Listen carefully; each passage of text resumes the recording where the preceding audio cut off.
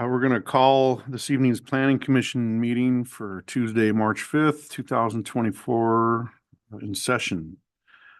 I'll call the meeting in order. For the audience here tonight, the City of Glendora utilizes a hybrid meeting format to allow for the participation both in person and virtually. Consideration of others in the business conducted here tonight, please silence your phones and any electronic devices. Refrain from speaking unless recognized. If you are interested in speaking during a public comment or public hearings, speaker cards are located in the lobby area at the rear of the chamber. Please fill out a card, submit it to the recording administrator. For those participating via Zoom, please select your raise hand icon in Zoom before the close of the public comment or public hearing period, and you shall be recognized and unmuted. Again, this is a public meeting for the community of Glendora. We appreciate and respect your participation here this evening. So I'm going to turn it over to our Madam Clerk for a roll call. Thank you. At this time, I would like to conduct an oral roll call and request that each commissioner respond with present when their name is called.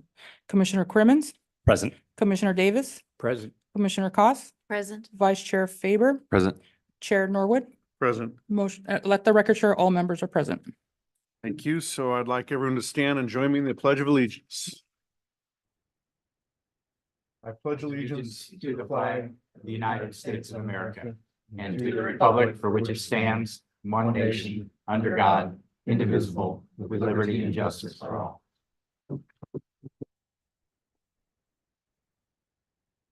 Does anyone wish to reorder the agenda? Okay, seeing none. We will open the public comment period. We're going to invite members of the public to address the legislative body. Speakers are limited to 3 minutes, speaking once on and off agenda items. If you are in attendance, please fill out a speaker card and submit to the recording administration before the close of public comment period. Once recognized, you can approach the podium. If you're participating via Zoom, select the raise hand icon again before the public comment period ends, and you'll be unmuted.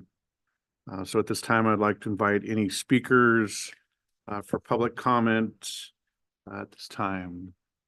As of right now, I have not received any public comment cards. Is anybody wishing? No.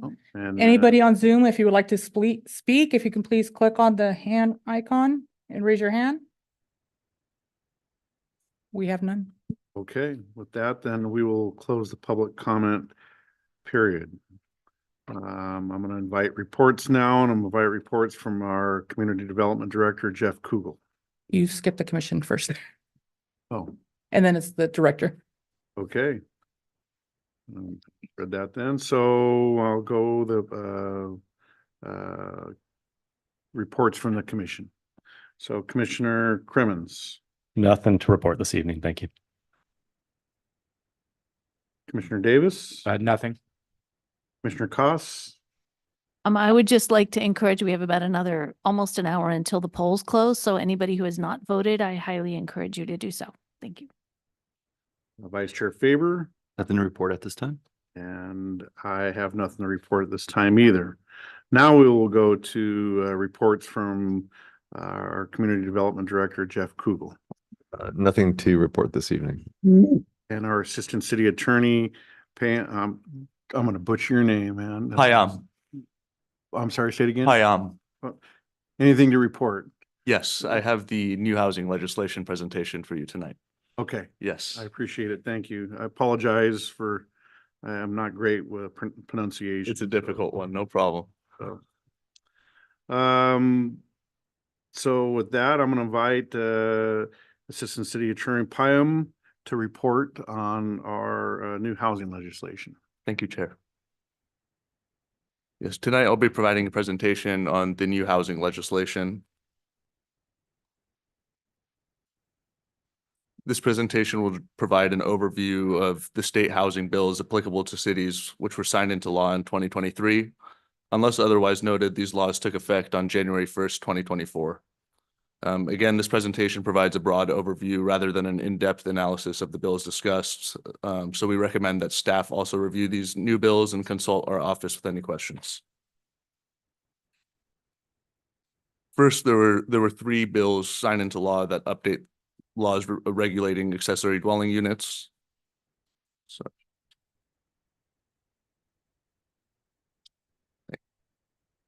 AB 976, AB 1033, and AB 1332.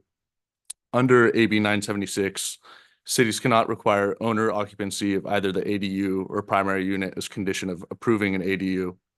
This prohibition is actually currently in effect. However, the prohibition was going to sunset at the end of 2024, but this bill repeals the sunset and makes the prohibition on owner occupancy requirements permanent for ADUs.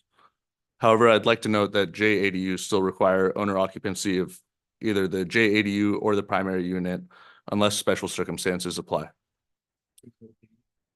And here, what if the owner is a government agency, a land trust, or housing organization?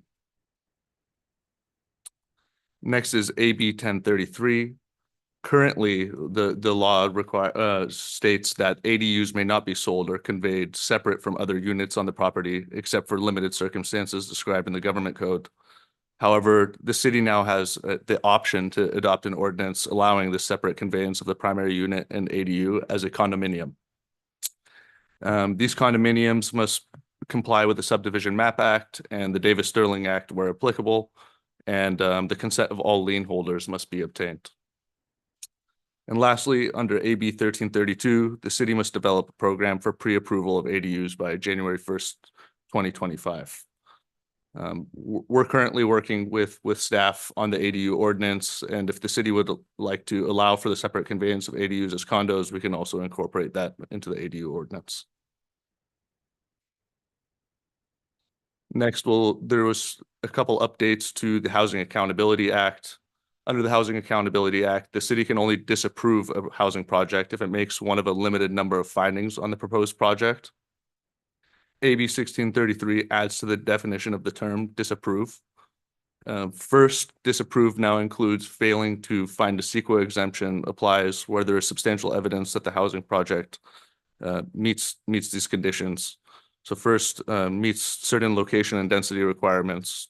Two, there is substantial evidence that the project is eligible for the exemption and does not fall in any of the exceptions in CEQA guidelines 15300.2.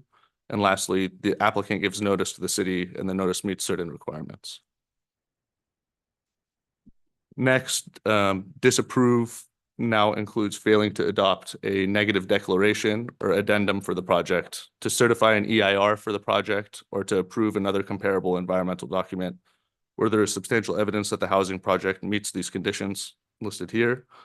I won't read these, but if the city is considering taking any CEQA action on a housing project that is subject to CEQA, other than making a finding of exemption or approving the proposed CEQA document, then the city should carefully review this bill in detail and consult with our office to ensure compliance with this bill. I'd also like to note that this bill is only in effect through the end of 2030.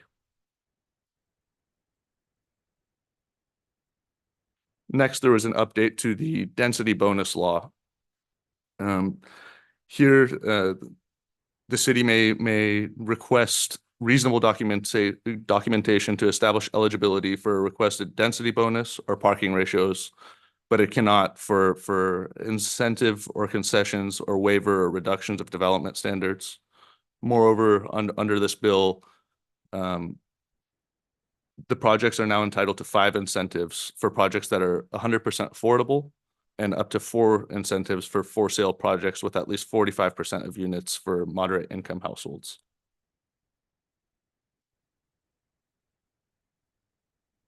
Next is a quick update to SB 35. SB 35 was initially set to expire at the end of 2025. However, this bill extends SB 35 until the end of 2035.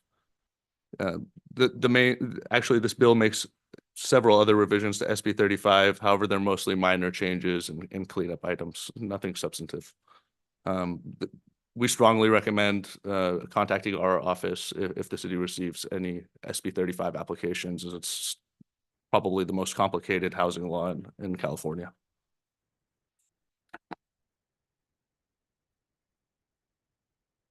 Next is a quick update to the Mitigation Fee Act. The current law requires cities to issue an annual report providing information about any fund holding development impact fees. AB 516 requires cities to include additional information in that report.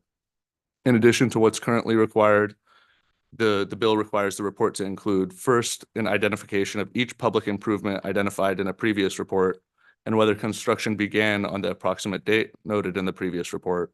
And two, for a project identified in one, for which construction did not commence by the approximate date provided in the previous report, the reason for the delay and a revised approximate date that the local agency will commence construction. So the city needs to make sure to add this additional required information starting in its next annual report if it produces such a report.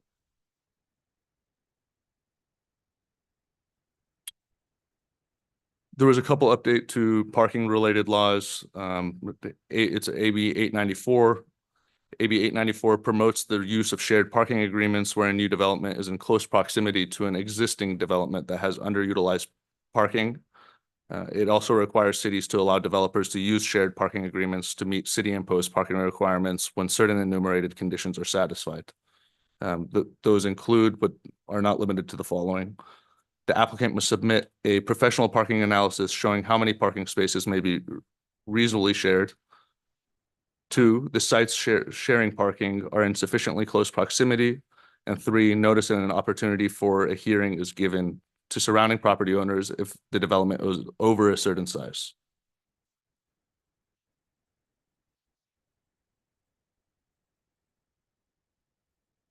AB 1485 allows the California Attorney General the unconditional right to intervene in any lawsuit that is brought to enforce housing element law, the Housing Accountability Act, SB 330, SB 35, ADU law, SB 9, AB 2011, SB 6, and several other housing laws. Basically, this means that the AG can become a party to the lawsuit and make arguments on behalf of the state.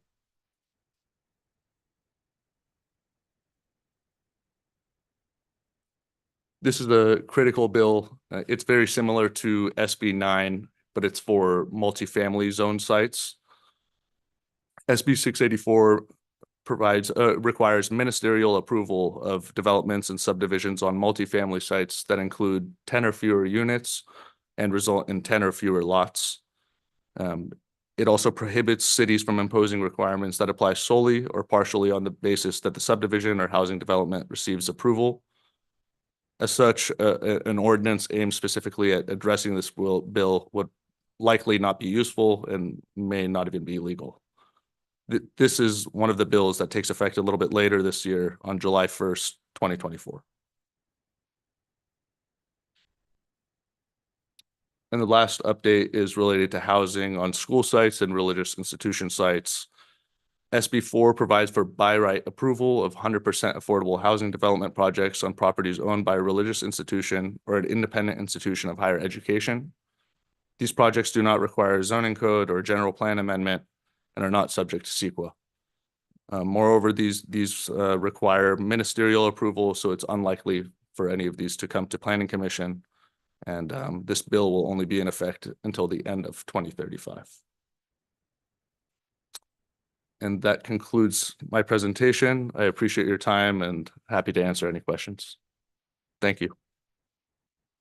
Thank you, Payam. I will go ahead and because this is just a presentation, I don't need to open a public hearing to have comments amongst the commissioners regarding presentation. No, only questions, discussion from you guys. Okay, so we'll go ahead and open it up to the questions and discussions from the commission. I'll start with Commissioner Cremens. I don't think I have anything right now off the top of my head, but thank you very much for the information and the time. Commissioner Davis. Just one really. Who defines what a religious institution is? I believe it's defined in the bill. I don't have the bill in front of me here, but I believe it's defined in the bill. So it says what state agency or federal agency or Correct. whatever entity would label them an institution, a religious institution. Correct. Okay. All right. That's all I have. Thank you. Commissioner Koss. Yeah, I just had a question about going back the one regarding parking and sharing underutilized parking spaces. I'm not really like, how do you prove that it's underutilized? And I can't imagine there being a lot of underutilized parking. What is the definition of that? You know, and we, in the city's code already, we have provisions to allow for shared parking agreements. Usually if one or other of the uses doesn't meet the parking requirement, there's also a way, at least under the city of Glendora's code, to obtain a parking demand study done by a licensed, usually it's a traffic engineer that also does parking analysis, and then provide evidence that under the current array of uses that their parking is underutilized. Underutilized could be, for example, that, you know, at most the parking lot's only, if you count cars, it's only 40% filled or something like that. So there's a surplus of parking of land that's just not being used for anything and could be shared with parking with the surrounding use. That'd be one way of doing that. And they can only, they encourage that, right? They're not saying you necessarily have to do that, because I Right. imagine certain, it would be private property. Yeah, they encourage that, and our code provides a process for that. Okay. So we can entertain those types of applications if they come to us. Thank you. And that's an agreement between two private parties. Correct.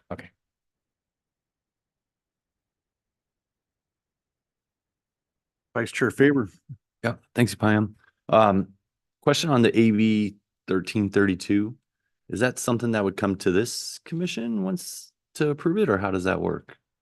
Or is that just a staff load? Yes. That would likely come to this commission first and then to the city council. Great. Well, thank you. Actually, so the pre-approved ADUs, that's the question that you had? Yeah. It just says the city must develop a program by January 1st, 2025. So the way we've been handling that is we've been handling that administratively, because staff has already been seeking out accessory dwelling units to, or at least some architectural plans for units that I think we've posted some on our website already. So we've already been doing that. So it sounds like we're kind of already Yeah, we've been handling. showed that Yeah. one time to us already. Yeah, we've been handling that, just finding examples of ADUs. Actually, what we did was we went to some other cities that already have ADU plans on their websites, and we contacted those architects, designers. So in some cases, it's a manufactured unit, and have added some plans to our website already Thank you. to be in compliance with this law. And I'm sorry. Yep. So with this, like if someone were to build something that wasn't necessarily like a tiny house, like a pre-manufactured tiny house that was, kind of prefabbed, and they just kind of assemble it. Is that something that needs to go through the administrative process through the over the counter? Yes, so the point of this law is to provide pre-approved plans. So in other words, the way we've done it is we've taken plans into building and had the building division plan check them. So we have verified that they meet code. And so these are plans that the city has already plan checked and approved. So you get to essentially bypass that process if you want to take and use one of these over-the-counter plans to build your ADU with. Okay, gotcha. And then on SB 684, mentioned that it might not be legal. Let me read the language here real quick. So it said that addressing this bill would probably not be useful or might not be legal. So it hasn't met any legal challenges as of yet, is what you're saying. So That's correct. that if we try to create ordinances or policies that would go against this, it would be challenged, and it has not been challenged as of yet through the legal process. That's correct. But I'll point out that the city has already adopted by one of the ordinances that you recently, I think it was the last one we brought to you that you adopted, where we did a bunch of changes pursuing to the housing element. we are compliant with SB 684 because we did add language that for multifamily development up to 10 units, it's ministerially approved. And then the last question, I didn't see any of it in here, and we talked about the shared parking, and I'm surprised that the state has not imposed some kind of, but we have our overnight parking still that is an ordinance from, I think it's 2 a.m. to 5 a.m. Nothing through the state has come through to try to challenge those types of ordinances in communities that have these overnight parking restrictions? Not related to street parking, but in the last few years, probably the most significant, before this year, the most significant piece of legislation in the recent past related to what the state has mandated cities do with respect to parking requirements is that a few years ago, they adopted a law that which basically disallows any city from imposing parking requirements. So we can't require parking for any development, virtually any development within a half mile of the Metro A-line station once it opens. So, but that doesn't relate to street parking. That's just off-street parking. So we couldn't, let's say if a business came in or a housing development within that half mile area, we could not require on-site parking. So that's probably the most significant thing that the state has done with respect to parking. But also, you'll notice that with the law that related to affordable housing development, the projects, Paya mentioned that in addition to bonuses providing for providing affordable housing, the developer, if it's 100% affordable, can now request up to 5 concessions. I think previously the number was 3. So among the things the developer can ask for and the city under the state law would have to allow would be, for example, some reduction in parking, some way to address it. And I think there's even implementation as to how much of a reduction that would be in the law as well. So So that flies in the face of the overnight parking, could fly in the face of overnight parking. How do we as a city address that? yeah, that'd be something. If there came a day, I mean, right now, there's not been really any development that has taken advantage of any of these laws. Let's say over a period of They will. 5, 10, 20 years. If there were pressures on street parking, yeah, the city would probably have to deal with that in some way. Right now, the city does issue permits for overnight parking if you present your case to the police department because you say you don't have enough parking on site or what have you. The city does issue permits for that right now. So that's one way of handling it. But we'll see what the future holds.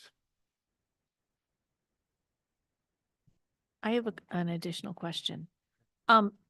It's not necessarily related to this particular presentation, but I'm just wondering if I understand the intent of all this housing legislation is to, increase density, provide more available housing, more affordable housing.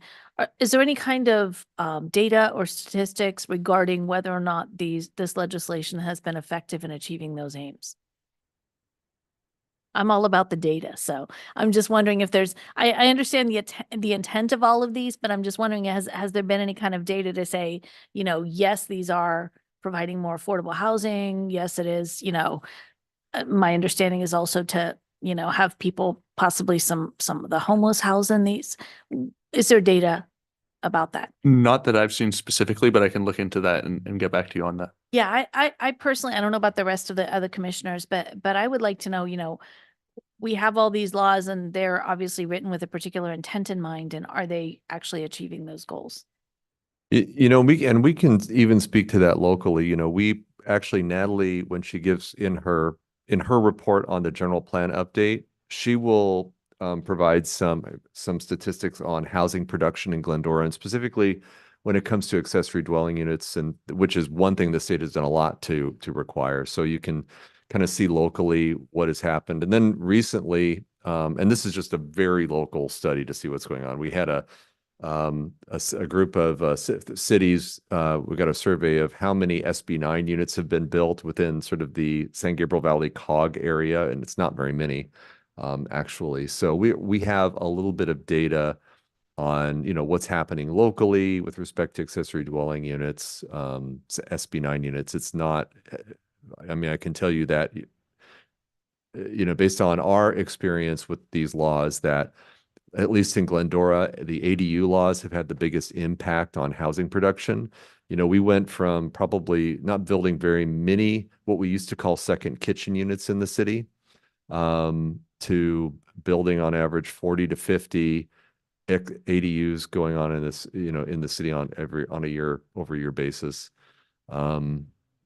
With respect to other types of housing development, I haven't, like I said, we haven't had any developer take advantage of SB 35, which would allow all sorts of waivers of city approvals. We haven't had any requests so far for a density bonus application, taking advantage of an affordable, although I expect some of those to come in then probably the next couple of years. Have at least one project or two I know on the horizon that are going to be doing that. So that's an impact that we're starting to feel. We haven't yet had any developments really try to take advantage of any of the statutory reductions in parking, in part because the station's not open yet. So in theory, that isn't available until that happens. So at least locally, that's sort of a kind of a thumbnail sketch of what we've seen. And I think Natalie will share kind of on housing production, what's been going on, at least in the last year in her presentation. Okay, thank you. I got one more as well. SB 4, back to the religious institution. Let's use an institution like APU, which deems itself a religious institution. Could they purchase a piece of property in the middle of a bunch of single family homes and put up dorms, or put up something that's considered affordable housing and bypass CEQA and any of the ministerial stuff? If it meets the definition of religious institution, I mean, I'd assume so, but it's something that I'd specifically have to look into. And So it's not limited to commercial or industrial property. It's anything. So they could go into a residential neighborhood, buy up a couple of lots for sale, tear down the houses or something, and then put up dorm rooms or affordable housing for the students. I don't want to confidently say that they could. It likely would be subject to some conditions, and it looks like Hans has additional. And the reason I say that is because all of these things, they're all going to have unintended consequences down the line, and I'm just trying to ferret some of those out now. Well, I would think APU would meet the definition of independent institution of higher education, even if they didn't meet the religious institution. Right. Either way. I mean, potato, they are potato. an I'm independent, I'm right. just saying, Right. I can see this getting gamed somehow. Good evening, commissioners. I just wanted to, And thank you for the presentation. Of course. appreciate you letting me come up here real quick. When I was looking at these bills, and I don't remember the exact text because I don't have it in front of me either, but I believe in this one, there was a provision stating that the institution, be it religious or education, whatever, has to be in operation at the time that the bill, prior to the bill being passed. So, because I had the same thought, I was thinking, well, an organization that's savvy could, we're the Church of the Spaghetti Monster or something, right? And then we're going to buy a bunch of land when it's a development scheme, but they built something into the bill to prevent that from happening. So they have to already own the land for it to apply. Now, if they already own the land, then they can do. But if they're already a religious institution or institute of higher education, they can't just go buy the land and do that. They have to already own it. They have to own it at the time this goes into effect. That's what I recall from reading the bill. All right. So there's a check and balance with that. Okay. All right. Thank you. Okay, any other questions from the commissioners on the presentation? Okay, again, Pam, thank you. Now with that, we're going to move on to our public hearings. A resolution of the Planning Commission approving a conditional use permit to allow alcohol sales, beer and wine only, for on-site consumption in conjunction with a restaurant. Eat Fantastic, and modification to an existing drive-through located at 213 West Route 66, file number PLN 23-0032. I'm going to invite Assistant Planner Aaron Sinez to report. Good evening, Chair Norwood and members of the commission. Before you tonight is the request for approval of the conditional use permit to allow alcohol sales, beer and wine only for on-site consumption in conjunction with the existing restaurant and a modification to an existing drive-through at 213 West Route 66. The recommendation of staff is the adoption of the categorical exemption pursuant to section 15301 of CEQA, and that the planning commission adopt the resolution approving the proposed project.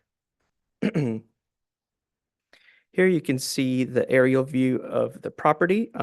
The subject restaurant is an existing drive-through adjacent to a large multi-tenant commercial shopping center near the intersection of Vermont Avenue and Route 66. So that's near where Ace Hardware and Albertson is located. It's currently, or was formerly known as Angelo's. Yeah, definitely. The site is zoned town center mixed use with a general plan designation of Route 66 specific plan, where liquor sales on site consumption only for restaurants and restaurants for fast food with drive-through services are allowed with a CUP in this zone. As previously stated, pursuant to the Glendora Municipal Code, the proposed use requires a conditional use permit for liquor sales. In this case is beer and wine only for the restaurants and for the drive-through modification within that TCMU zone. So a brief business description of the location. The tenant space is approximately 1,219 square feet, including 668 square feet of combined dining area.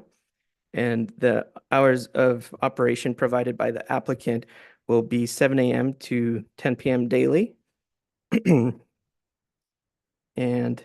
the alcohol will only be sold for on-site consumption within the patio area, which I'll show you in the future slide with the floor plan. This establishment will be a walk-up window and outdoor dining only. There won't be any dining in the interior. Here is shown as the proposed site plan. The restaurant has an existing parking lot with parking lot improvements, and restriping will bring it approximately to 16 striped stalls. And currently the city requires 13 spaces. It's also important to note that state law AB 2097, which was discussed previously, would prohibit the city from imposing or enforcing any minimum parking requirements once that A line does open. And since the proposed on-site sale of alcohol is in conjunction with an existing restaurant use and no additional square footage is proposed, the staff does not foresee an impact on parking arising from the proposed uses as far as the modification to the drive-through and alcohol sales on site. Excuse me. The modification to the existing drive-through is proposed to create efficiency and accommodate additional vehicles for queuing. So it will be going to what is currently 6 to 7 vehicles to approximately 12 vehicles to move more cars into that drive-through. This is the proposed floor plan. It is currently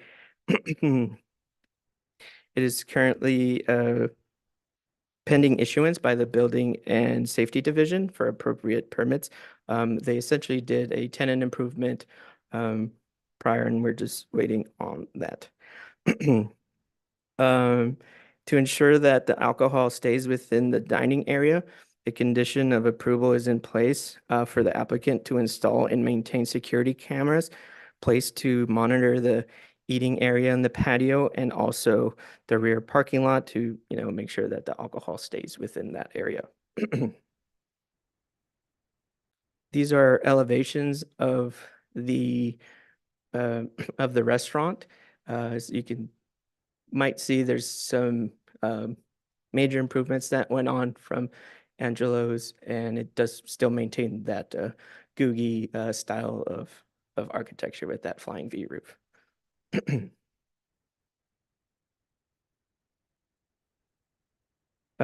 Notices were mailed out to all property owners within a 500-foot radius, and the notice was also published in the San Gabriel Examiner. To date, staff has not received any inquiries regarding this project.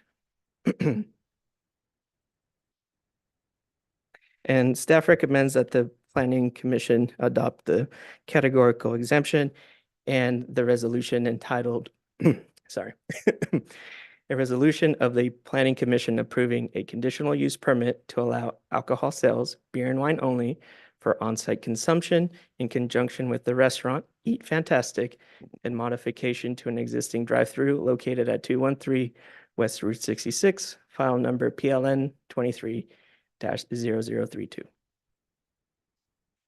Thank you. Thank you, Aaron. I'm going to invite the applicant, and it says here the ABC consultant to participate via Zoom to make a presentation and answer any questions. They have 10 minutes. I believe Maria, can you hear Yeah. us? Yes, Maria Chibukas. Yes, okay, so you have 10 minutes. We're just changing the drive-through, so it's not gonna interfere with the traffic that's on Route 66. So now cars aren't gonna be lining up on Route 66. They're gonna be going to the back of our building. As for parking and everything else, it's pretty much the same. We haven't changed much. Employees are the same. Everything is pretty much going to be the same. Our beer sales and all that is not going to make an impact because of the small space. So that's all I have. If there's any other questions. Okay, thank you, Maria. And it says, do we have any other Zoom participants? We do have Kevin. Do you want him to speak? Kevin's Has the other rep. anything to add, or if he's there just to answer any questions we may have? Yeah, just any questions you guys have. Okay. Okay, with that, I'm going to invite members of the public to provide testimony. Speakers are limited to 3 minutes. Again, if you're in attendance, please fill out a speaker card and submit it to the recording administrator before the close of the public hearing period. You have 3 minutes to come up and address the commission. So do we have any speaker cards? I have none, and if anybody on Zoom would like to speak, if you can click on the hand, right? Okay. We don't have any. So it doesn't appear we have anyone that's provide testimony, either in attendance or via Zoom. So I'm gonna go ahead and open it up to, well, there's nothing for the applicant to refute at this point, so I'm gonna open it up in the deliberation of the commission. And I'll start with Commissioner Crimmins. One question. I understand that the CUP for the alcohol sales is on-site only, but there's obviously a drive-through. Does the city have any other drive-throughs with beer and wine licenses currently? I don't believe so, but the beer and alcohol sales is limited to the patio area only. Correct. Yeah, I was just curious if Maybe Legends, that would be, I'm not sure if they sell beer and wine. Yeah, I'm I not don't- sure. They don't. And then Mhm. I didn't think so. I couldn't think of one offhand. I was just curious. They do have several other restaurants that do also serve beer and wine at other locations. And then just a hypothetical, so I understand the process. It's up to them to police that patio area, right? That's what the surveillance cameras are for. Correct. So ABC does have required training for workers there to, maintain vigilance and make sure that alcohol stays within that enclosed patio area. Okay, thank you. Hey, Commissioner Davis. Following up on the monitoring, so the ABC, so the facility would monitor it. Is it videotaped or, so it's videotaped? Okay, so I guess where I'm going with that is somebody orders a beer, sits down, and then decides to hop in their car with an open beer and drive away. What prevents them from doing that? So there's the monitoring that's in place, and there's going to be, let me get over to the floor plan. It shows kind of preliminary locations of the cameras and where they'll be facing. And essentially, the eating area is right out front, right in the plain view of any workers to be able to maintain. And I believe there's also, isn't there a barrier of some type around the patio, like a low fence, similar to, like, think of other places, yes. for example, in So- the And village. Kevin's these- asking to speak too, if you Oh. want to let him. Yes, of course, Kevin. Kevin, Oh, can you yeah, I was hear me? gonna go over a little bit of the ABC. So yeah, we've filed with the ABC, and part of the ABC's regulations is that all the staff have to be RBS certified and trained for alcohol and any sort of intoxication signs. It has to be delivered by a employee, and the barrier for the patio has to be fully enclosed, so that way it's monitored, and they put signs out at each entry and exit saying that there's no alcohol beyond this point. So there are things they have to do in regards to the ABC to monitor the patio. And then the ABC rep will come out and also inspect the patio before licensing the location to make sure that all those stipulations are completed. Okay, thank you. And just to follow up on that, one last part of that is, so the penalty for not abiding by the ABC rules could be a revocation of their license to serve via the Yeah, so- ABC. It would not, correct, there yes. wouldn't be an So- enforcement at the city level, it would be at the ABC level? Yeah, well, it depends. Yeah. So there, I guess you could do both, but in regards to the ABC, they do have an ABC enforcement division that actively goes out to places and make sure that they're abiding by whatever their conditions are. So the ABC will tack on conditions on top of the city. And they will go out and make sure that they are doing what they're supposed to do. And if they do, say they do, something's not correct, they give the warning, and then the second time is a suspension of the license or a fine, and then the third time is a revocation of the license. They can take the license.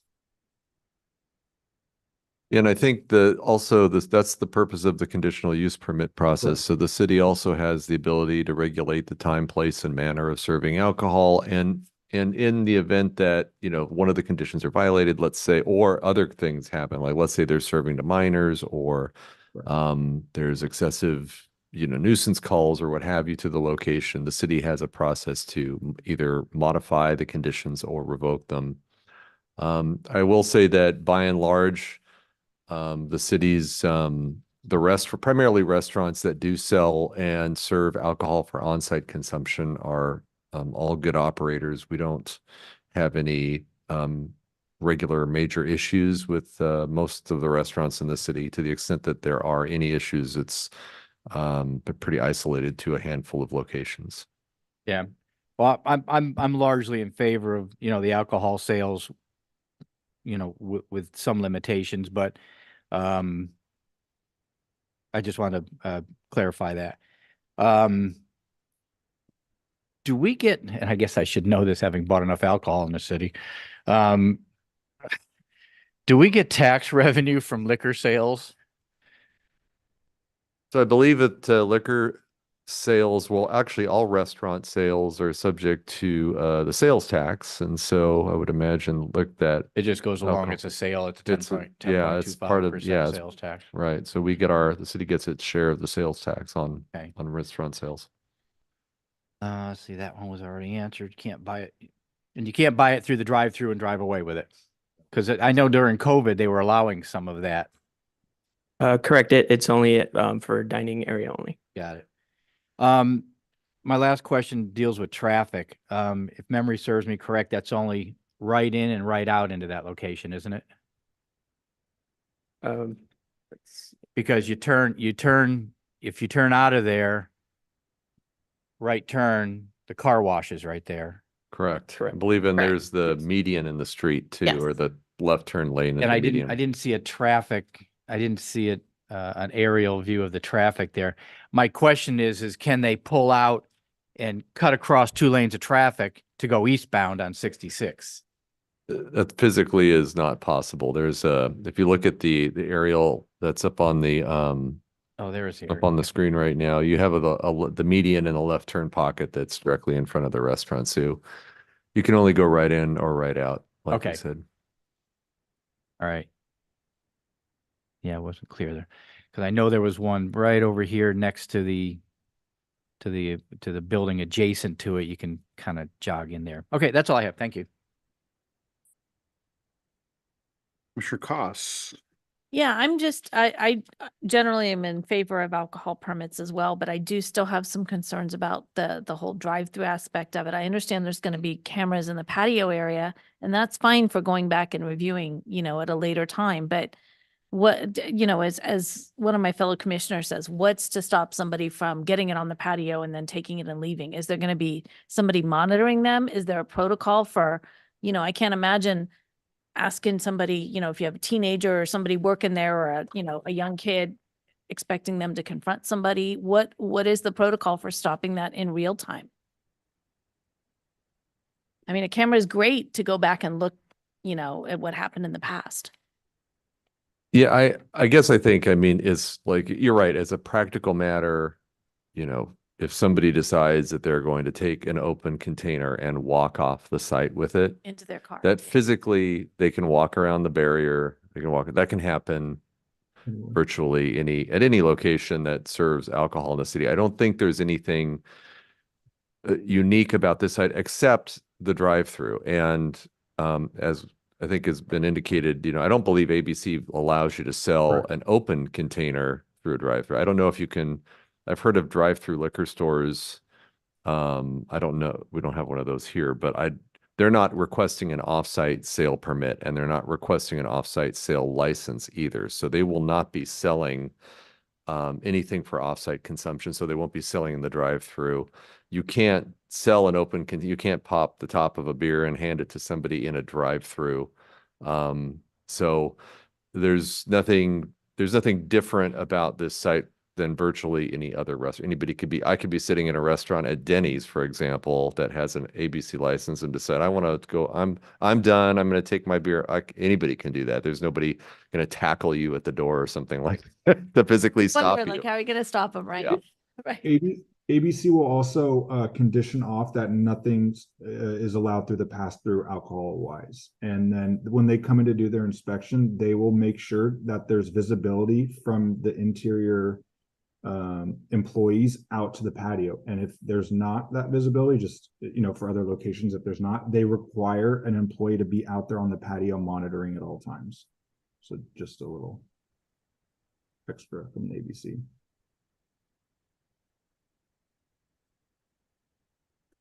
Hey, Vice Chair Faber. Yep, thank you, Aaron, for the presentation. I think it looks really good. I mean, part of this is also for the modifications to the building, correct? No, this is only for the modifications to the drive-through.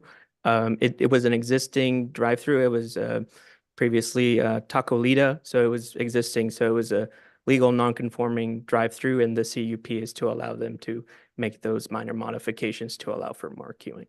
To the exterior of the building too. Oh, right? no, sorry, just to the drive-through. The building facade did not require a planning commission approval. Correct. So the modification to the exterior, all of the facade changes do not require planning commission approval. They're It's in just the, packet, though. correct. Okay, It's just so I part look of at the it, same right. project. So it's just for the alcohol, The alcohol and the modifications to the drive-through. the parking lot, basically. Okay. I guess I just had one question too, because there's multiple other restaurants. Do they all serve beer and wine? I think Maria can help me out here at the total number of them. Yeah, sorry. Yeah, we have about 7 locations and we all serve alcohol, and we've never had an issue with alcohol leaving the premises, and it's always stayed inside the premises. We've never served alcohol through drive-through. And I mean, we've been successful with 7 other restaurants that we have, 7 locations, so. Yeah. It's Okay. never an issue for us ever. And Perfect. we don't sell that much alcohol to make it an issue. It's a Yeah. very, maybe like about 5% of our sales. Okay, yeah, I mean, I agree with what Jeff said. It's every other restaurant that sells beer, you can just walk out if you wanted to, so. Yeah. I'm not as concerned as long as you're not handing out beer through the drive-through like some states do, I think. Yeah. No, all right, thank you. Okay, thank you. So all of my questions have been answered, so unless there's any other questions or comments, we can move. We good? All right, with that, I'm going to, recommendation is to adopt a categorical exemption. Sorry, before you need to close the public hearing. Oh, my bad. That's okay. I'm gonna go ahead and close the public hearing, and we're gonna request a motion in a second. Recommendation, to adopt a categorical exemption for the project pursuant to code 15301 of the California Environmental Quality Act, CEQA guidelines, and adopt a planning commission resolution PC 2024-03 entitled a resolution of the planning commission approving a conditional use permit to allow alcohol sales, beer and wine only for on-site consumption in conjunction with a restaurant Eat Fantastic and modification to an existing drive-through located at 213 West Route 66, file number PLN 2300-32. So with that, I'm gonna look for a motion in a second. Make a motion to approve. I'll second. Okay, so motion made by Commissioner Davis, second by Commissioner Cost. I'll turn it over to the Madam Clerk for an oral roll call. Yes, so if I call your name, if you could please respond. Commissioner Crimmins, Yes. Commissioner Davis, Yes. Commissioner Cost, Yes. Vice Chair Faber, Yes. Chair Norwood, Yes. motion carries 5-0. Okay, so we're gonna move on to our second public hearing.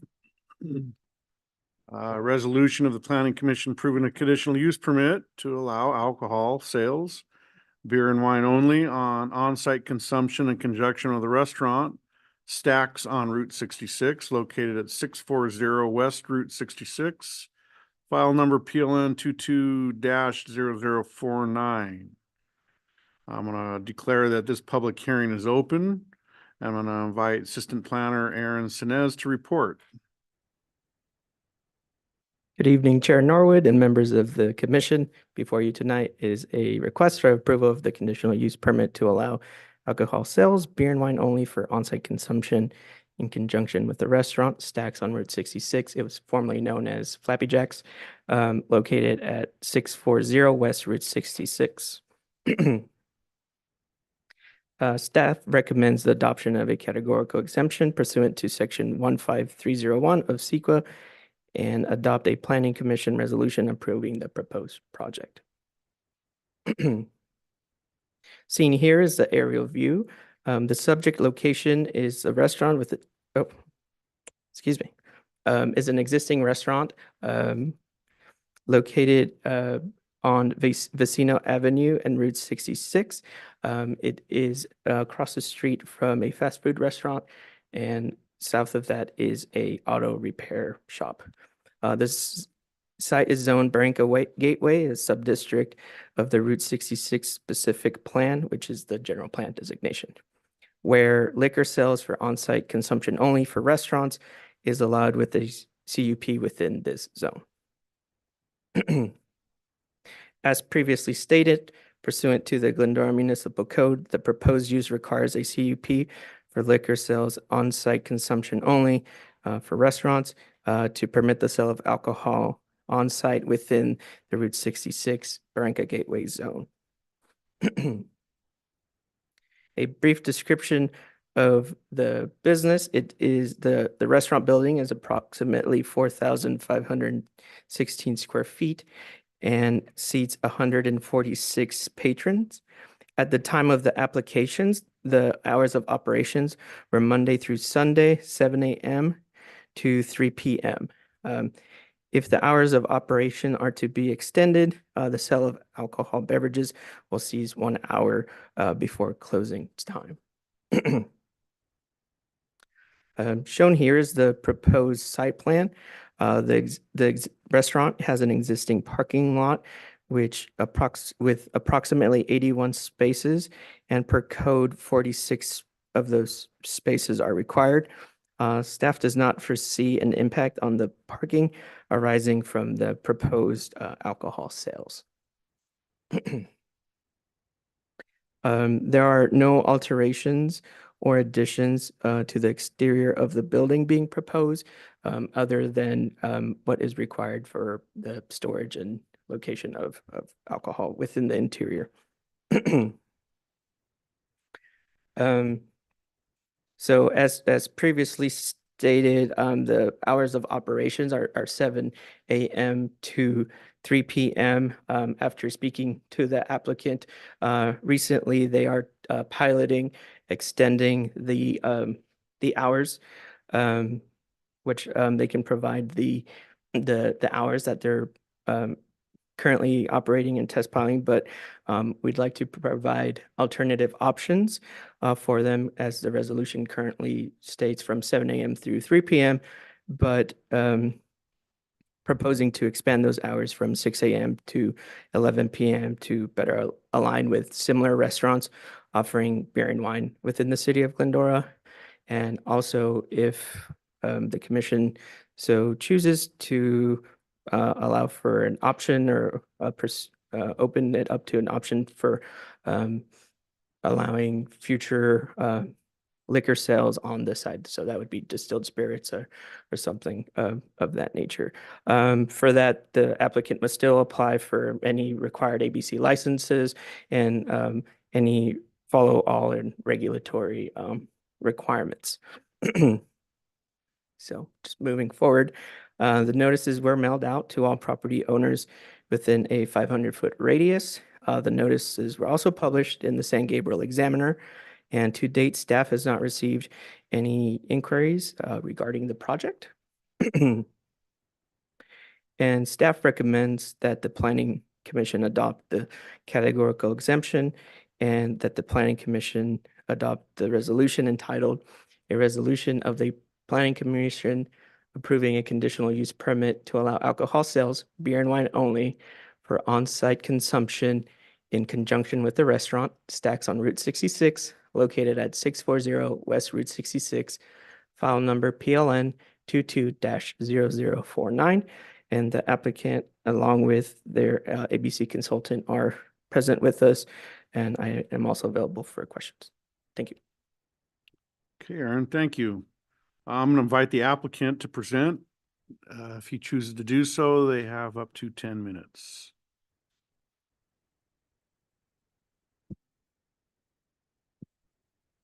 Good evening.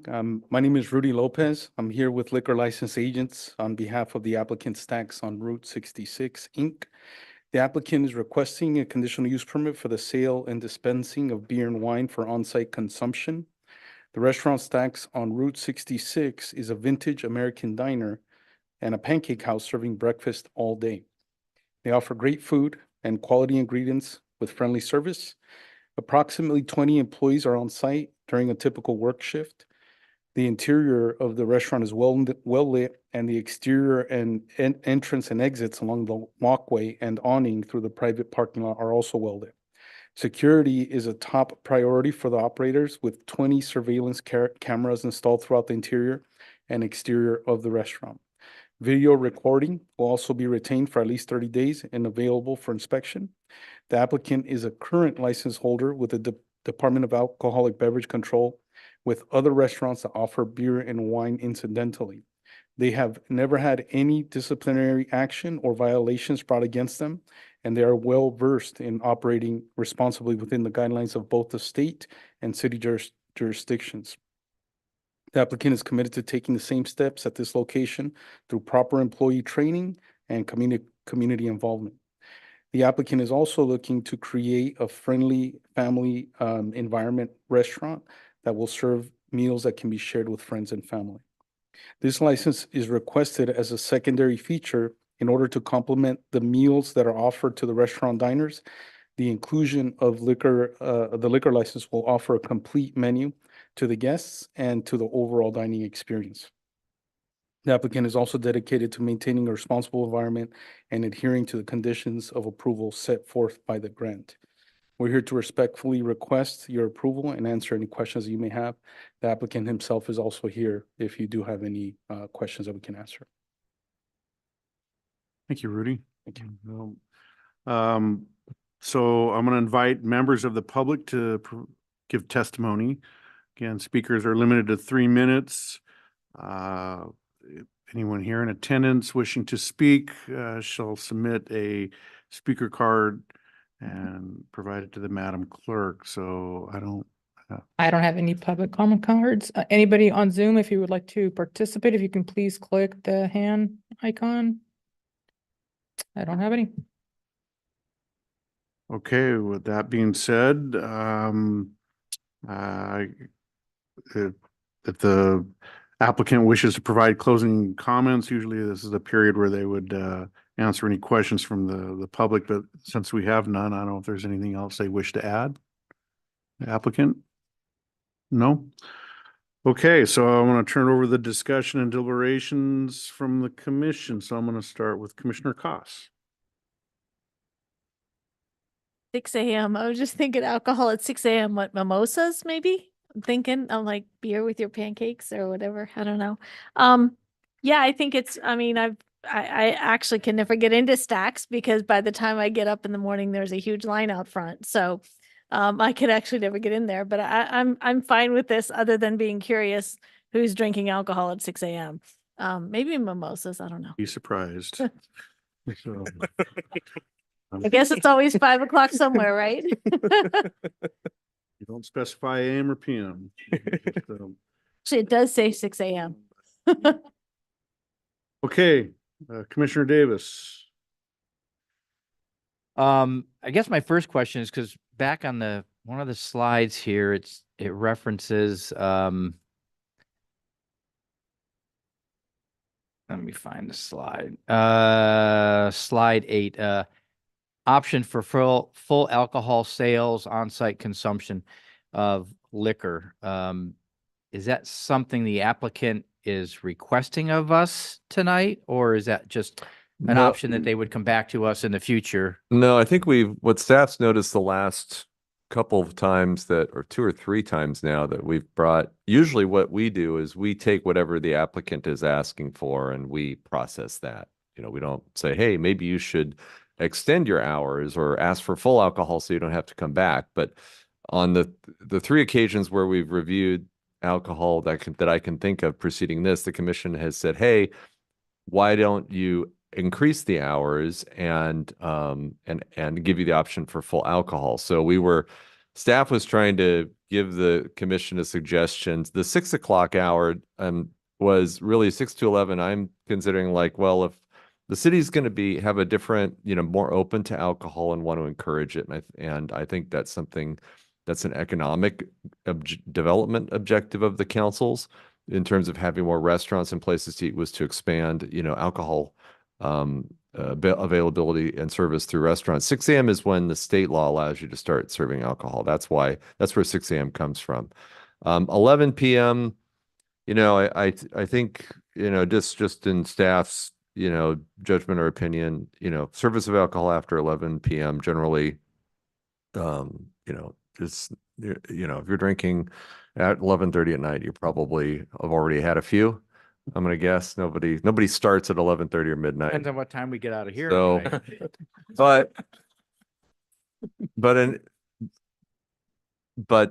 so it seemed like if just allowing hey, if they only asked till 3 o'clock in the afternoon and they've already expanded their hours, I think, to test serving in that. So we know that they're going to want to serve longer than that, right? So rather than, and I think we've been hearing from the commission is that, hey, why don't we preempt that so they don't have to pay a fee, go through the public hearing process, hire somebody to help them through the process, kind of say, hey, this is what the city will allow you to do at that location. Right.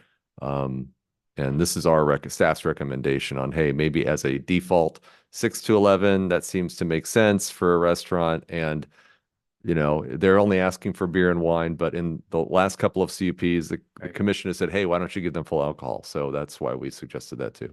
Yeah, and that's kind of where I'm falling on this one as well. And I guess as a little bit of follow-up to that, do bars, restaurants, and I'll use Stubborn Mule or Frisella's or any of them, do they stop serving alcohol 1 hour before they close? You know, I'd have to look at those CUPs because those are older. And if, okay, older, that's subjective though, isn't it? Well, more than 10 years ago, both of those. What does how old it is, So- how established it is have to do with closing 1 hour before one business? being- What I'm saying is that I believe that the city only started imposing that Okay, I get condition. you. That's what I'm saying. It's not that it's functionally any different. It's just that the Right, city right, hasn't okay. always been consistent. It's So is that a city thing or is that an ABC? that's a thing? city thing, and it comes really from the police department, and because they're the ones who, if people start driving after they've been drinking, or they say, hey, I'm just going to get another one right before, and then hop in their car, they're trying to address the drunk driving issue as much as they can.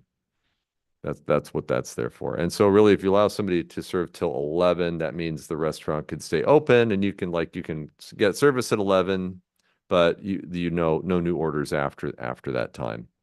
Yeah, I wanna can't come back to it. remember I think that the Stubborn Mule is allowed to serve, I think, until 12:30, if that's by memory, and Frisella's around the midnight hour. So the city's been, Is it by mandate or by choice? this is just by what the conditional use permit says. This is my recollection. Over the years, and the city has granted a variety of hours and limitations on the CUPs, depending on how, the application that came forward, the judgment of the commission at the time. A lot of things happen at the hearings, as you know, to change and alter conditions for a variety of reasons. And so that happens a lot with alcohol CUPs. And Okay. so.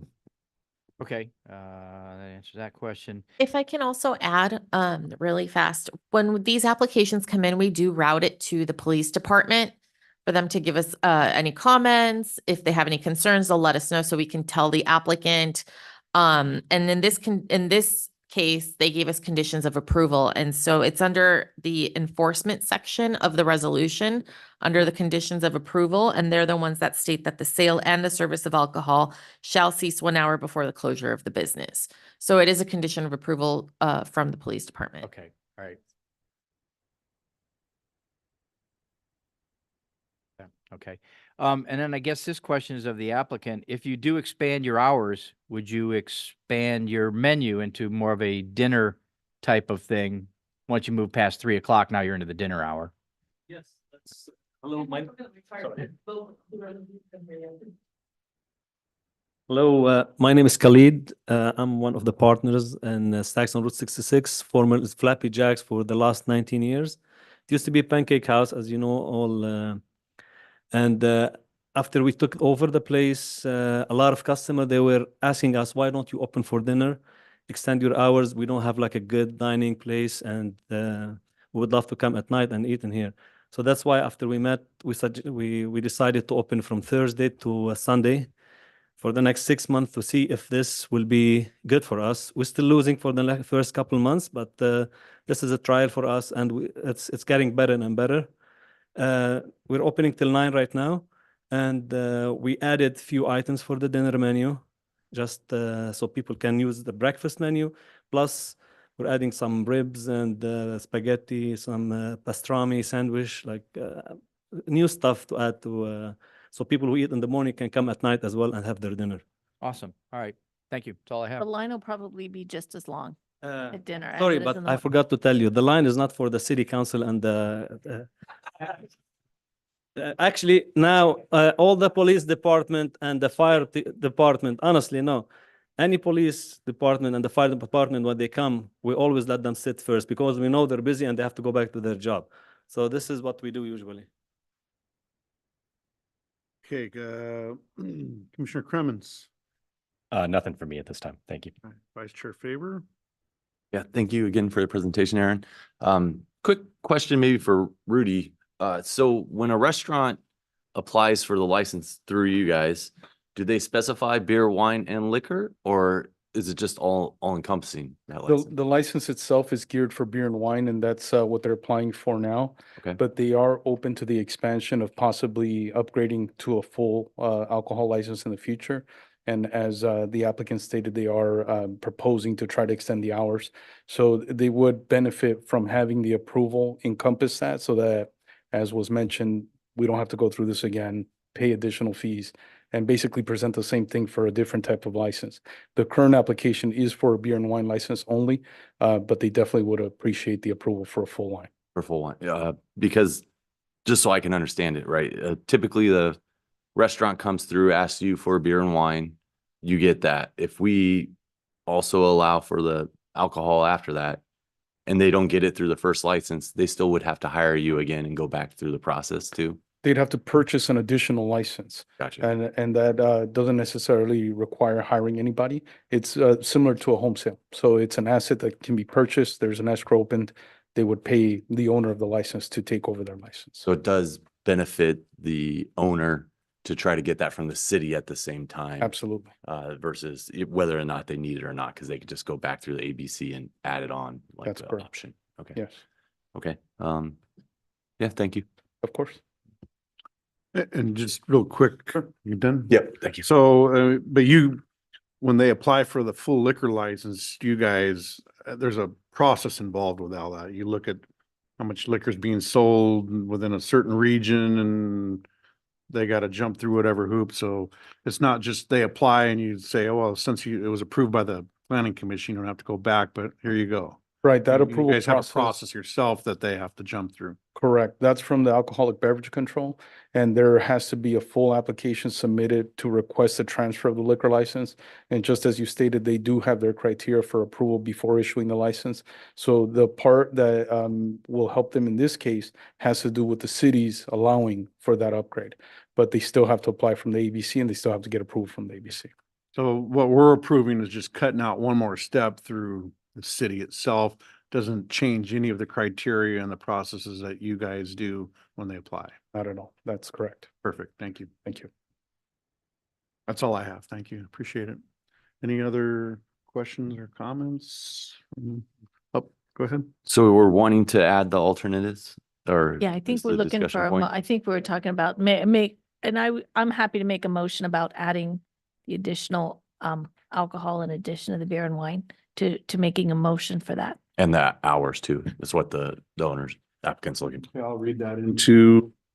If we don't have any other comments or questions, I'll go ahead and close the public hearing. Actually, we do need to make sure that the applicant agrees, has read and agrees to the conditions of approval. So if the applicant would come back up to the podium. And with all the CUP, I'm sorry, the conditional use permit, and we're including the inclusion of increasing the hours from 6 a.m. to 11 p.m. and providing the opportunity to apply through the ABC for full liquor licenses over and above just the beer and wine, and you concur with those recommendations by the planning commission. Yeah, your full liquor now, we're not thinking about it, but that's what he said, in case we think about it in the future. Just a test for the mimosa, mostly, not beer, even beer. Nobody will drink beer with the breakfast pancake. But that's what most of the customer, they're asking for, mimosa. So, yeah. Okay, I appreciate it. Thank you. So, let me find my place on here. So, I'm going to close the public hearing and request a motion second. I'm going to read, I'll make that motion. let me read this into the recommendation first. Adopt a categorical exemption for the project pursuant to code number 15301 of the California Environmental Quality Act. guidelines and adopt a planning commission resolution PC 2024-04 entitled a resolution of the planning commission approving a conditional use permit to allow alcohol and beer sales. I'm sorry, beer and wine sales only for on-site consumption in conjunction with a restaurant Stacks on Route 66 located at 640 West Route 66, file number PLN 220049, and also include part of this conditional use permit an extension of hours from 6 a.m.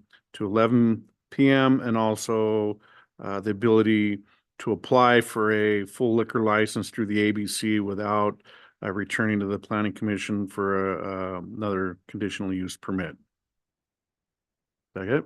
Okay. Okay, so now I make the motion? Mhm. Okay, so now I'll make the motion to upgrade to the full liquor license, should they want to do that in the future, assuming they're still gonna have that condition of ceasing their sales an hour before closing. Okay, so we have, and I'm assuming you'll make the motion to increase their hours from 6 Oh, a.m. to yes, I'm fine with that. 11. Okay, do we have a second? I'll second. Sorry, Commissioner, and also a motion to approve the resolution as well. With Are we with those amending? amendments. Okay. Okay. So Commissioner Cost made a motion to include those recommendations in the conditional use permit. And Commissioner Cremens made a second on that. Okay, with that, we'll take a oral roll call. I'll turn it over to Madam Clerk. Sure. Commissioner Crimmins, Yes. Commissioner Davis, Aye. Commissioner Cost, Yes. Vice Chair Faber, Yes. Chair Norwood, Yes. motion carries 5-0. Okay, congratulations and appreciate, Good luck. I'm gonna go get me some mimosas. beer mimosas. Okay. So that motion carries, and then we're gonna go to new business, our 2023 annual general plan progress report and housing element implementation annual progress report. I'm gonna invite senior planner Natalie Espinoza to report this time. Thank you. Good evening, Chair Norwood and members of the commission. Before you is a summary of the state's annual general plan progress report update and the housing element implementation annual progress report for the 2023 calendar year. The state requires that the city submit a general plan annual progress report to the City Council, Office of Planning and Research, and the Department of Housing Community Development, also known as HCD, on the status of the general plan, its implementation progress, and how the city meets the region's housing needs. The general plan is often referred to as the blueprint of the city and is a comprehensive, long-range plan that provides the framework for future growth and enhancements. The completed comprehensive general plan update was in 2007, and it was known as the Community Plan 2025. It is comprised of elements that each address various topics and provide goals, policies, and programs. The elements can be updated whenever needed, except for the housing element. The general plan elements include the following. The land use element, circulation, housing, conservation, safety, noise, open space recreation, air quality, and historic preservation. Currently, the safety element is in the process of being updated, and the most recently completely updated element is the housing element, which was approved by HCD in August of 2023. As previously mentioned, the state required that a progress report be submitted on a yearly basis to provide an update on the city's progress of implementing its policies and programs identified in the general plan. The report also gives an update on how many housing units were constructed during the reporting period. With this information, HCD uses it to track the city's housing information, including the city's progress towards its share of regional housing needs. During the reporting period, which is January 1st, 2023 through December 31st, 2023. The following were approved, permitted, and completed.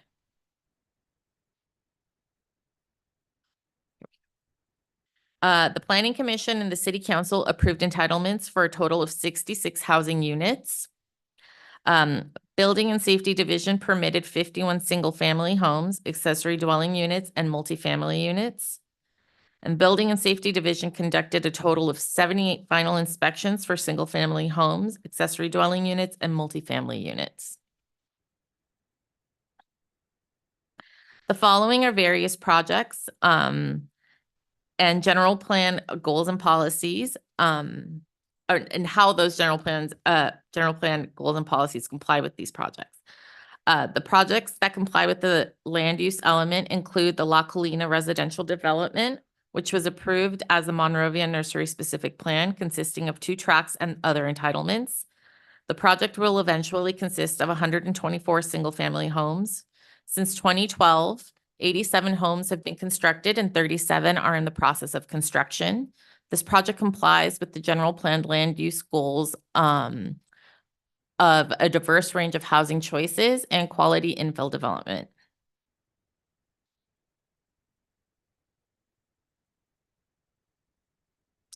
The construction for the Walmart expansion for the processing and storage of online pickup orders was completed in late 2023. This project complies with the land use element goal 8, which is expansion of employment generating land uses. This project, which was the Fast 5 drive-through car wash located on Lone Hill, also complies with the same land use goal. I know this is a little bit small, but notable accomplishments for the circulation element include the Washington Elementary Safe Route to School project, which was the Transportation Division designed and constructed a cross-street enhancement project at Washington Elementary. The crosswalk crosses Gladstone Street, which is a 4-lane arterial and presents a challenge to safely cross. The project installed curb extensions, mid-block pedestrian refuge, and proper safety signage. Additionally, they have the zero emission rollout, which is which the Transportation Division received their first 2 electric buses of a total of 4 electric buses. We are the only city in the foothills with a fixed route zero emission vehicles. The city will be installing 4 fast chargers and start improving the new transit yard in June of 2024. The People Movement Project is a 10-mile build out of active transportation facilities across Glendora. Over the past year, staff has secured nearly $13 million in funds for design and construction, which includes $5 million in congressional member designated spending, $6.9 million in regional grants, and $1 million in state parks recreational trails grants. The city is currently finalizing construction permits for the Glendora Urban Trail Phase 2 and 3 extension along San Dimas Wash. The project is 100% at design and is currently undergoing permit review. The Mita Avenue and Bus Plaza improvements were completed in 2023. The project includes closing 2 streets in the Glendora Village for the conversion to 2 pedestrian plazas with games, lighting and shade, seating, and a fire pit. The Bus Plaza is remade to include performance space and improved seating and lighting, and construction was completed in June of 2023. There were 2 projects at Louis Pompey Memorial Sports Park, which includes the park renovation. It was a renovation of 2 athletic fields, which were fields 1, 2, 4, and 5, and it included removal of all natural grass and replaced with artificial turf. The project started in January 2023 and was completed in December 2023. Also at Louis Pompey, they did the playground resurfacing. Since the park was already closed, it was a good time to replace the surfacing on the playground with shock absorbing material. The project was started and completed in December of 2023. So the next steps of this would be for the city to submit, the city to present to the city council, and also for it to be filed with the state. And we need to do this by April 1st, 2024. So staff recommends that the Planning Commission receive and file the General Plan Annual Progress Report and the Housing Element Implementation Annual Progress Report. I am available if you have any questions. Thank you, Natalie. With that, we'll go to discussion and deliberations, and I'll start with Commissioner Crimmins.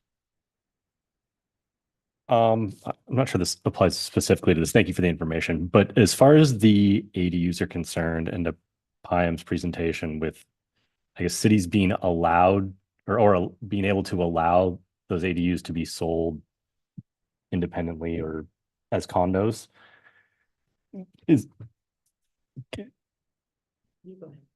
All right.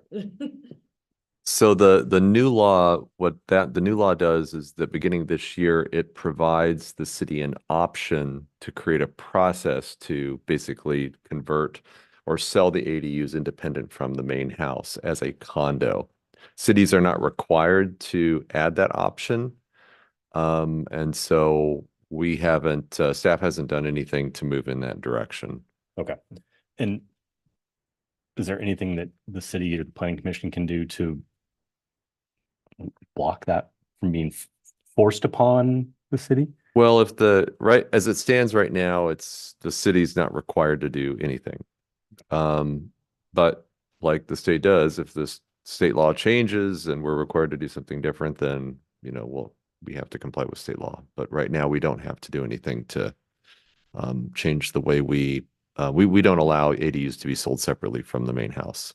And we don't have to do anything to change that right now. Again, it's just an option in the law that if cities want to take advantage of that, they can. I'm not aware of any cities in the area that are doing that or have any desire to do that. I can tell you that regionally, when we meet on a monthly basis with other planners who serve other East San Gabriel Valley cities through the San Gabriel Valley COG and discuss these laws and this issue, that no cities have any plans in this area, at least, that are part of the COG, the East San Gabriel Valley, to implement any changes to their code to allow that ADUs be sold separately from the main house. So by not doing anything, I think we're consistent with what our other cities are doing in the region. And from what I can gather, also consistent with what the council is currently desiring on that issue. So. Okay, thank you. All right, Commissioner Koss. Thank you for the report. And I appreciate the information, and I'm, very impressed with a lot of the projects that have been completed. I did have a question though about the renovations at the bus plaza. I know for a while they had those balloon things there, and I haven't seen the balloon things recently. What happened with those? Did we decide not to go with those, or? So we're ball things? I remember those I was well. looking at those. I wondered how long those would last. So I just wondered what was up with those. So we're actually we're working on identifying and acquiring some seasonal decorations for the plaza. Okay. And so we are, the department through economic development is currently working on that right now. It could include balloons again, or the balls or something like that. But the plan right now is to probably have 4 seasonal, winter, summer, fall, spring, seasonal decorations, in the plaza that we can install, and they'll look nice and people will enjoy. I do think that while there were maintenance issues with the balls in the plaza, they were positively received generally, I think, and they had a very kind of whimsical look that people liked. So yeah. Yeah, but I noticed that right away there were a few that kind of fell down. Yeah. So I can imagine there'd be some maintenance. That's why I wondered what happened with those. Yeah. Okay. That was my only question. Commissioner Davis. Um, along the same lines as the bus station, I spent a few hours with my grandkids, playing chess and trying to rent golf clubs and golf balls with the scan code and everything, and it just would not work. And then my wife gets notifications on her phone when something tries to get charged to it. And 2 charges popped up, one from Ireland and one from Japan. So just want to alert somebody that I don't know what's going on, but at the same time, I'm trying to scan and enter my credit card information. She's getting a notification from somebody in Ireland and somebody in Japan. And I tried to do it twice, and we got 2. They didn't charge anything, but I could not get into those lockers to get a golf club and golf balls for my grandkids to play miniature golf with. Look at those to make sure they're functioning properly, Yeah. but But we had fun there, and it's fallen into a little bit of disrepair. That painted blacktop is fading, and there's stains from the planters and variety of maintenance issues out there. But overall, it was an enjoyable experience, but it's ceased to be bright and new.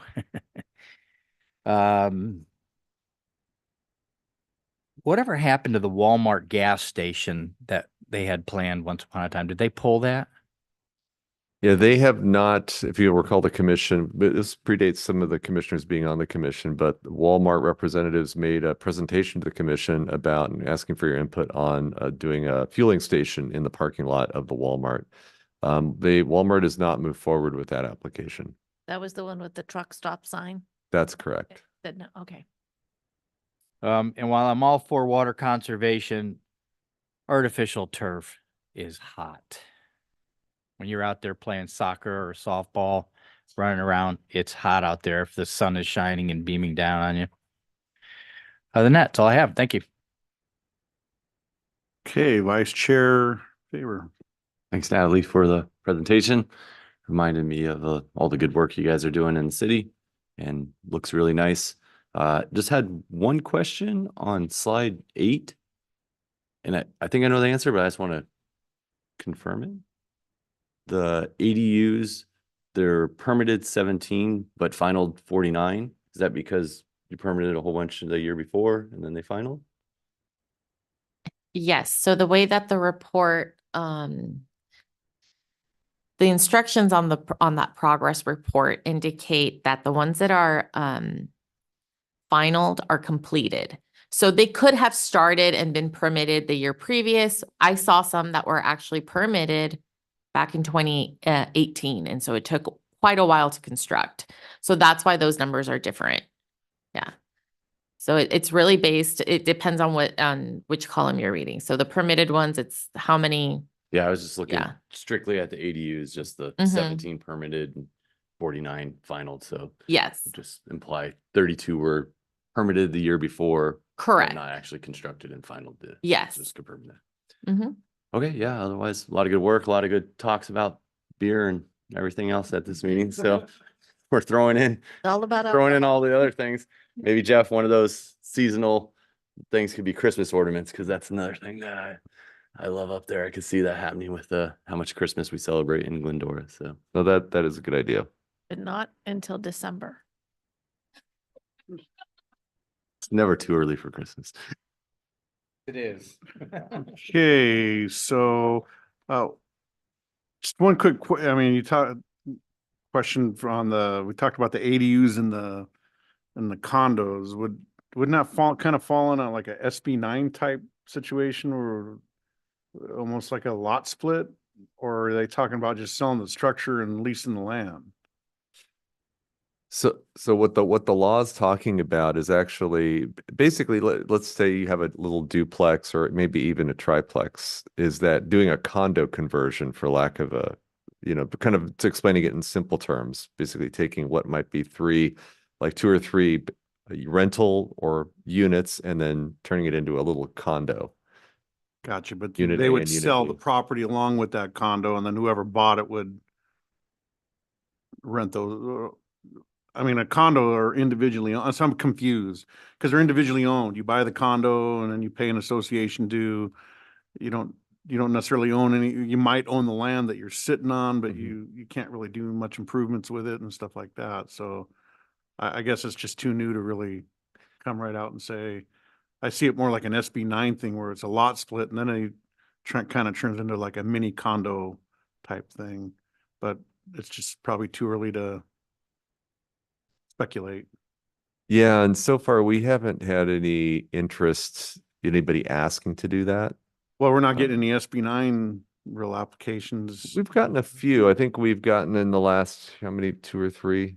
Yeah, so actually, it didn't print out correctly, and I apologize where that graph was, and that spreadsheet, but we did have about 2 or 3 SB9 applications. One of them was done or completed. So we are getting a few, and I will say that in the past year, we are increasingly getting more. Okay. Yeah. Okay. With that, and haven't been down to I haven't been on the board there for 15 years. The fields look really good and they had to do it because soccer destroyed them by the time it was all mud by the time softball came around. So we get out there and softball, and after soccer did their number on them through all the rains and stuff like that. And then they had a lot of irrigation issues. We could never keep the sprinklers working appropriately and just old pipe and stuff like that. So they look good and I know they'll get hot, but yeah, they did a good job. They're also putting shades up. They're putting some money in some shades that are going up behind all the backstops that are being professionally done too. So for A lot of years. right, so yeah, looks nice. With that, if there's no other questions or comments, I actually have Oh. one question, just going back to the bus plaza thing, because I seem to be obsessed with that. I don't know, but you were talking about playing the chess, and I would assume I really love the changes down there and how there's the games and everything, but I assume that also requires some type of more beefed up maintenance schedule. And he was talking like, do we have a routine, like people go and check and make sure the machine's working? I assume there's some type of routine for that. No, yeah, we do monitor that, but we're even working on procuring an additional contract to do even more maintenance because they do take a lot of use. More that's a good thing in the sense that people are actually using it. But you're right, there's the wear and tear is showing now, and they're just about a year old. So Yeah, that's good though. That means people are, using them for what they're intended for. Yes. So great. Thank you. okay, with that, we're going to go ahead and receive and file the 2023 General Plan Annual Progress Report on the Housing Element Implementation Annual Progress Report. So I'm going to turn it over to our Madam Clerk for an oral roll call. We need a motion and a second first. Okay, we need I read the recommendation so we need a motion and a second. I'll motion to approve. I'll second.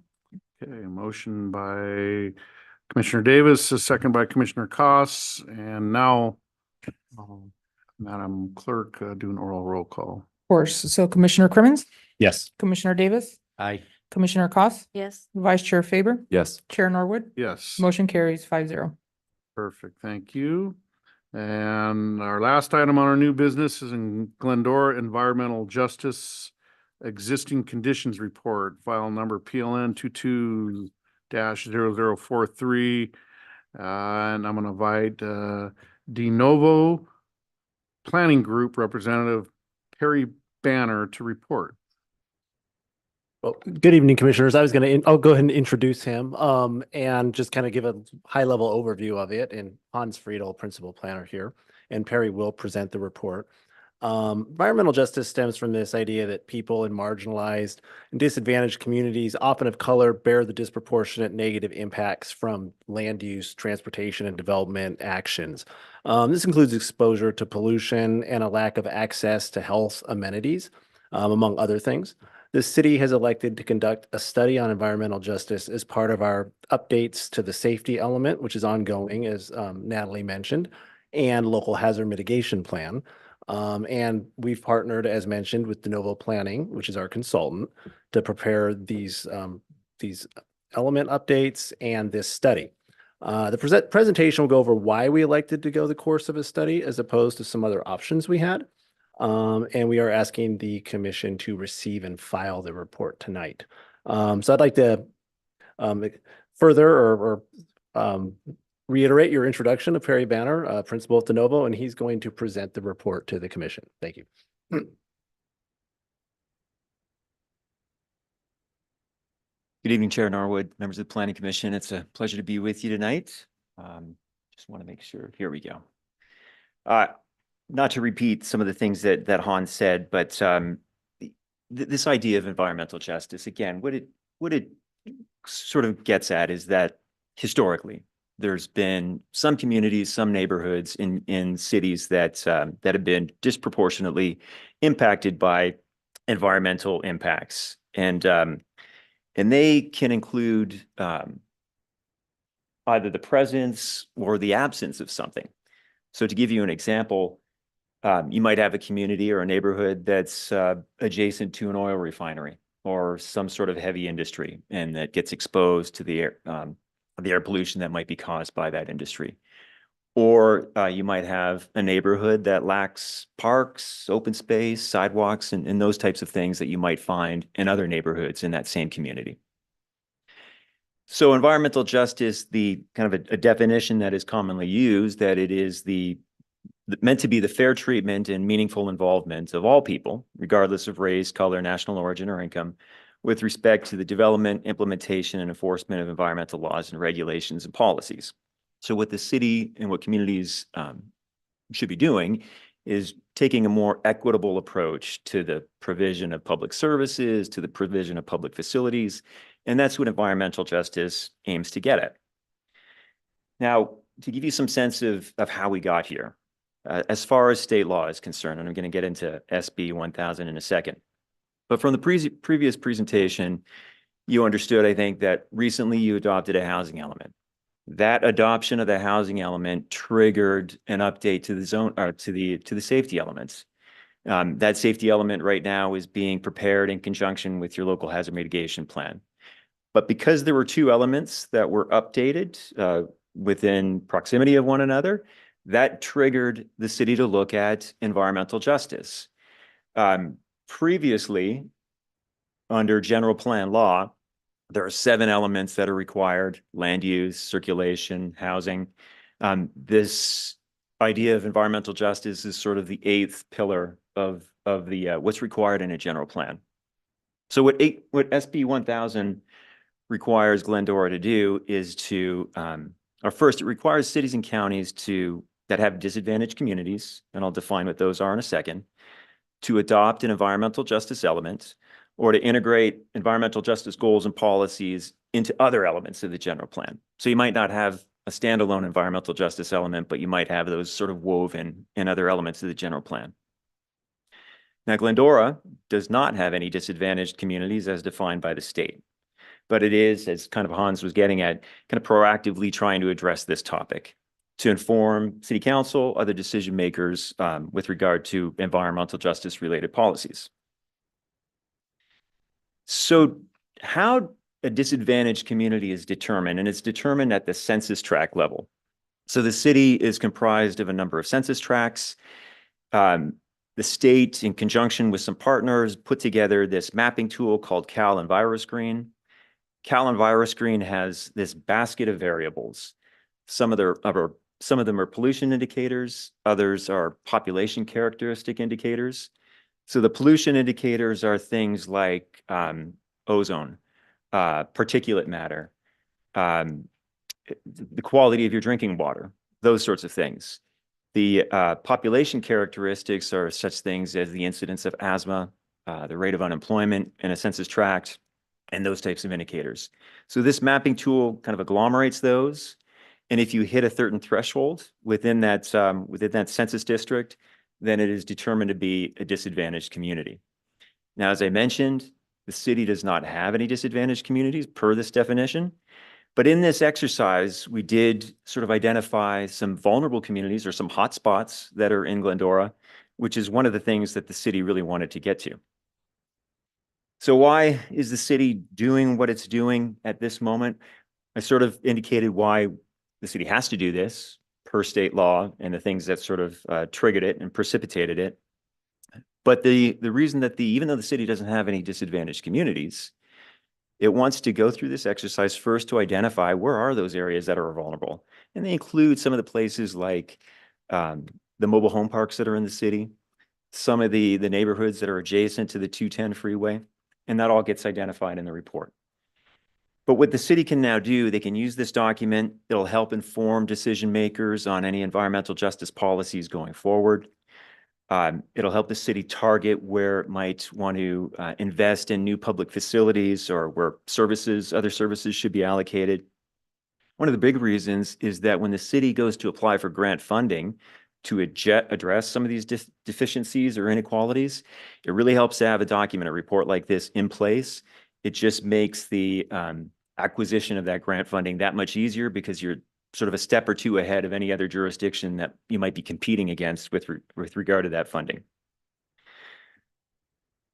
So per that state law, SB 1000, when we look at environmental justice, there are topics that need to be addressed, and they include reducing pollution exposure and improving air quality, promoting access to public facilities, promoting healthy food access, promoting safe and sanitary homes, promoting physical activity, and promoting civic engagement so that everybody that's involved in the city or everybody that lives in the city is involved in that public decision-making process. So some of the key findings in the report, as I indicated, no disadvantaged communities in Glendora. But in some of those census tracts, some of those variables that I spoke about, the pollution burdens and the population characteristic burdens, some of them are high. You might have, for example, those, as I indicated, there are those census tracts that have some high indicators like particulate matter or ozone or a incidence of asthma. They tend to be concentrated along the 210, both north and south. So the city, in this process, we were able to identify where some of that is occurring. With regard to public facilities, the conclusion is that the public facilities are very well distributed throughout Glendora. In fact, in those vulnerable communities that get identified in the report, each one of those vulnerable communities has access to a public park. There's 4 community center facilities in the city, and all of them are located within a vulnerable community or one of those census tracts. As far as healthy food access is concerned, the city has 8 food markets. Those include grocery stores, specialty grocery stores that are located in the city, and also one that is located in a vulnerable community. So there's good representation for healthy food options in Glendora. Regarding safe and sanitary homes, the vast majority of the community's housing stock is in fact 30 to 50 years old. And when you start to hit those 30 and 50-year marks, you're looking at homes that require some sort of minor deferred maintenance, chipping paint, that sort of thing, or major improvements that are required, new roof, perhaps an upgrade to the electrical and plumbing, those sorts of things.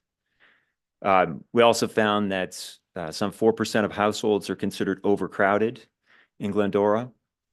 We noted that those that are overpaying, and by overpaying, we mean that a household that's paying more than 30% of its gross income on housing. I don't think it's too unusual that there's more incidents of renters that are overpaying than there is homeowners. We've seen that Southern Glendora has the highest concentration of cost-burdened renters. And we're also finding, I don't think this is any surprise either, but that housing cost burden is most prevalent among the extremely low-income households in the city. 81% of those extremely low-income households are facing some sort of cost burden with regard to housing. Regarding physical activity and trying to perhaps implement measures that will get the community moving, promoting a healthy community, There's a generous combination of parks and recreational facilities within Glendora. Most of the residents, in fact, 52% are within a 5 to 10-minute walk from a park. But there are some opportunities in areas in the city, particularly in the southeast. I know that you might not be able to pick this up from this map, but this map is identifying where parks are located in the city. And then there's some buffers that are drawn around those parks, quarter-mile buffer, half-mile buffer. And then there's some areas sort of in between that don't fall within those buffers at all. So that means that those people that live in those kind of gray areas don't have sort of immediate access to a park. As well, there are several miles of bikeways and hiking trails in Glendora. So just as with the presentation before you, tonight's recommendation is that the Planning Commission receive and file this Environmental Justice Existing Conditions Report. Just note that, again, the intent of this exercise was to help staff, help the city identify where some of those hot spots were in the community. This is not going to be a document that will just be shelved. It's a document that's going to be referred to, and going forward, there may be an opportunity to craft policy, but also to lean on when the city is seeking some of that grant funding to address some of these issues. And with that, I'll take any questions that the Planning Commission may have. Thank you, Perry. So I'm going to open it up to discussion and deliberations amongst the Planning Commission. I'll start with Commissioner Davis. Thank you, sir. I didn't see population density as any criteria for being considered a dock. Is that anywhere in the reports that I didn't see? I mean, because overcrowding population density leads to all kinds of ugly things sometimes. And where I'm going with that is where we're going with, the state mandating higher density that could be an unintended consequence. Sure. So you're right. That basket of variables that fall under that tool, population density is not one of those. So we don't get a sense of how dense southeastern Glendora might be from northwestern Glendora. It does look at, sorry, bear with me. I'm just looking at the indicators right here. In fact, overcrowding is not one of the indicators, but we were determined through other data sources just how many homes in Glendora, how many households were overcrowded. And when I say overcrowding, I want to say this: it's overcrowding is when you have more than one person in a room in a house. Okay, you fed right into my next question. 4% were considered overcrowded. I want to ask, how did you determine that? Because there are cultures where they prefer for grandparents, parents, children, grandchildren to all live under the same roof, which leads to a possible, overcrowded situation on the surface, but it's by choice. Sure. So as with your housing element, there's a data source that the housing element used. And one of the indicators from that data source is the determination of overcrowding. And the data source is, can't think of it off the top of my head, but it is a data source that you're going to find the same information, in fact, in your housing element as far as the rate of overcrowding in the city. Where do you glean that? How many people per house from? The census or? Correct. Okay. Correct. So all that, the information is taken from the census and other sources and then agglomerated to determine the homes that are cost burdened, the homes that are overcrowded. Okay. How many of those we looked at, was there 8 of them or something? How many of those indicators would need to be broached before it would be considered a dock? Okay, so let me draw a distinction first between the topics and the indicators. Yeah, okay. Yeah. So let me do this. Let me just go back to.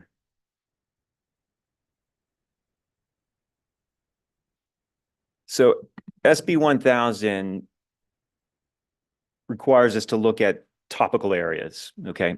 So again, the reduction of pollution exposure, the promotion of public facilities.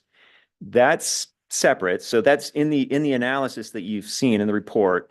The report is broken down into those categories. There's a category for healthy food options, a category for safe and sanitary housing. At the beginning of the document, when we talk about how are we determining whether there are any disadvantaged communities in this city, we use this tool, this CalEnviroscreen tool. I'm going to go back to that for a second right here. This is just sort of a screenshot of the interface for that tool. And so in that tool, there's 21 variables that are agglomerated, right? And then there is through some weighted measure, and I can't explain to you exactly how it's weighted, but you'll arrive at a total burden score. And if that total burden score exceeds 75%, then it's considered a disadvantaged community. All right. Okay. So there's still a lot of theory behind it. I'm sorry? There's still a fair amount of theory. There is theorizing behind it. So if this, then that. In the report, for example, you'll see a table, it's color coded, and they identify the indicators. And then the color coding determines whether there's a high burden or a low burden. So everything that's in red suggests that there's a high burden of that particular indicator, right? So across the board, almost every census tract has a high burden of ozone, all right? But then there are other, there's no impaired waters, for example, in Glendora. So that's a low burden score. So it does, the tool sort of calculates through some weighted measure, if in totality, you cross that threshold and you hit above 75% on that score. Okay, and then just to close out my questions, or I guess it's more of a comment. Some of this is subjective. Some of the ozone, I guess, could be an absolute. You can measure ozone at a site, but how do you measure what is a safe house just because it's an age? You don't have access to maintenance records and stuff like that. So that's going to be somewhat subjective based on age. Promote healthy living. How do you know if a family is unhealthy or not? You see where I'm going with that? Sure. So let me say this.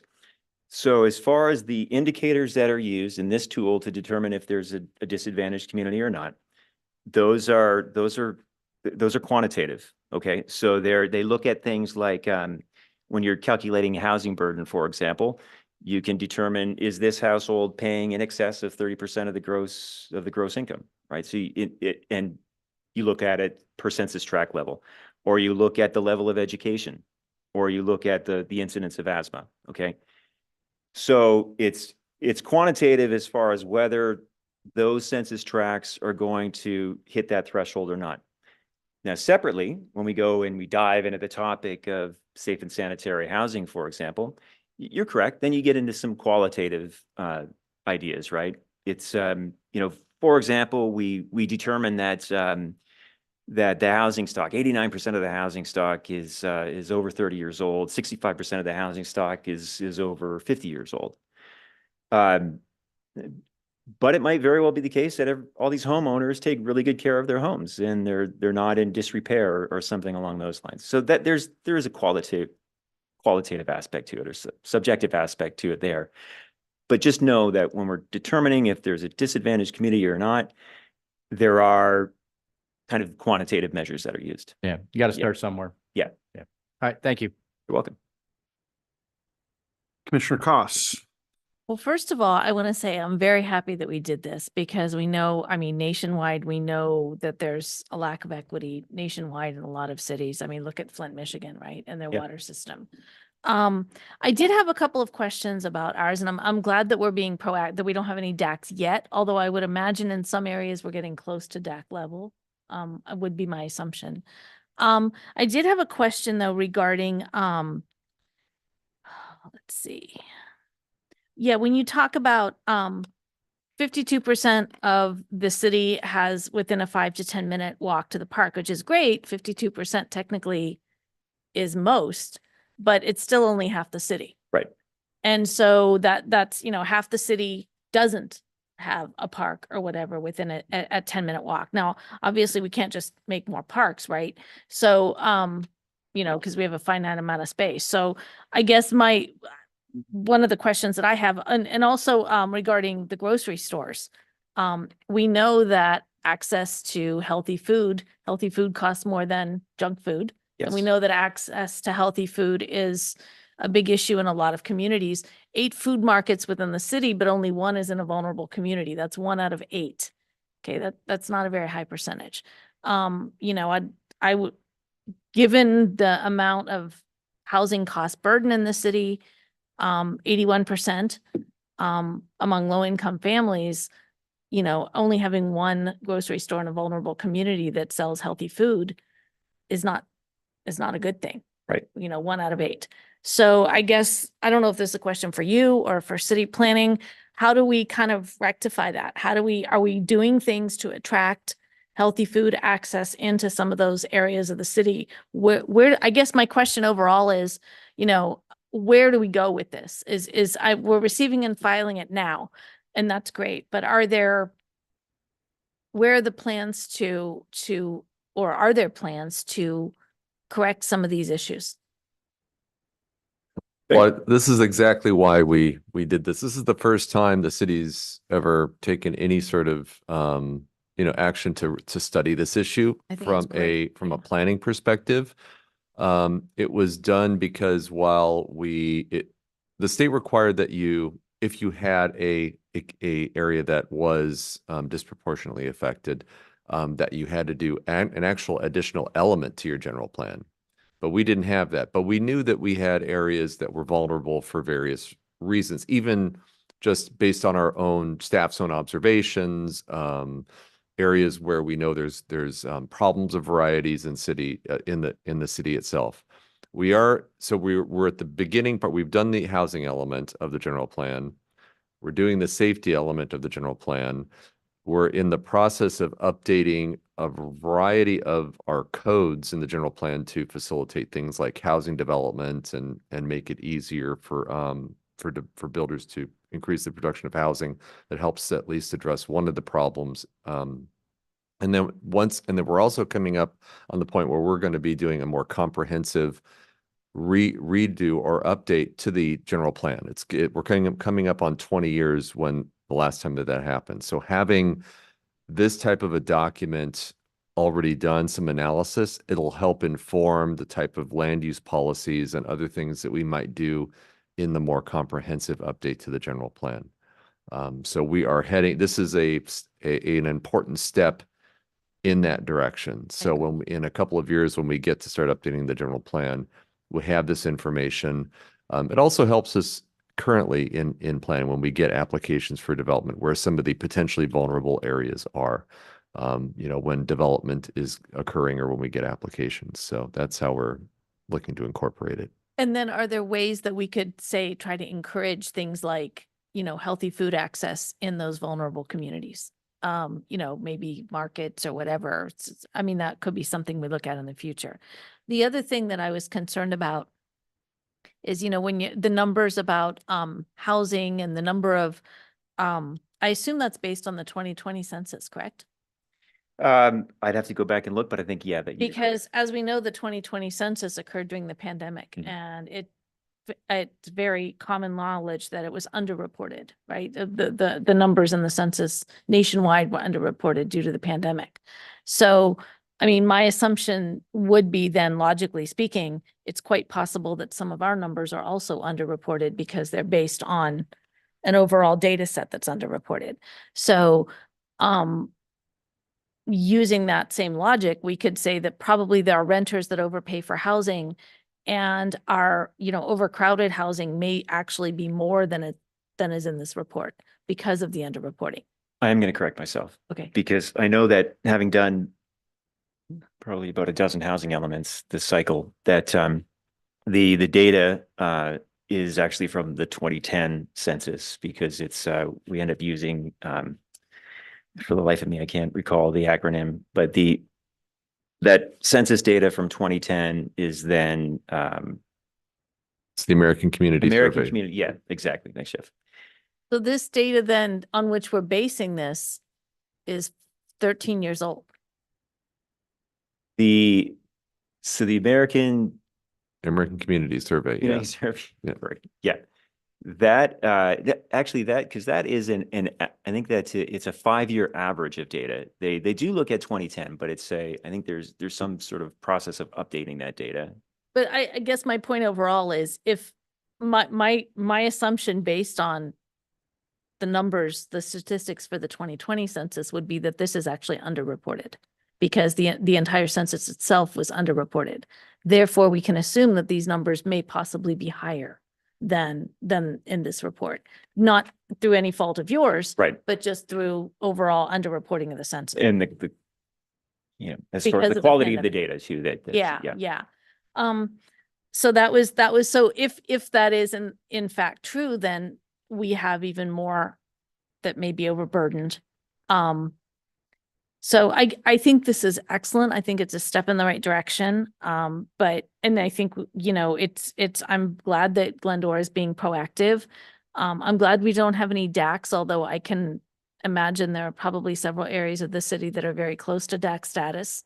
And I think that we should file this and then, as you said, make plans to, see what we can do to rectify some of these.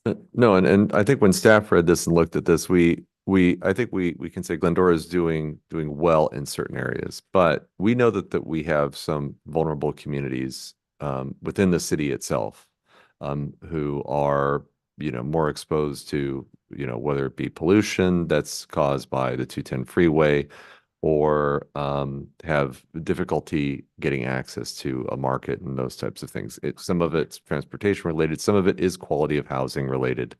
We know based on just observations that there is some variation in the quality of housing, the maintenance of housing, even within the single family neighborhoods. And that has to do with various factors, various reasons, limited resources given from household to household, the type of housing, the age of construction, the type of construction. So it does help us in plan for the community's future.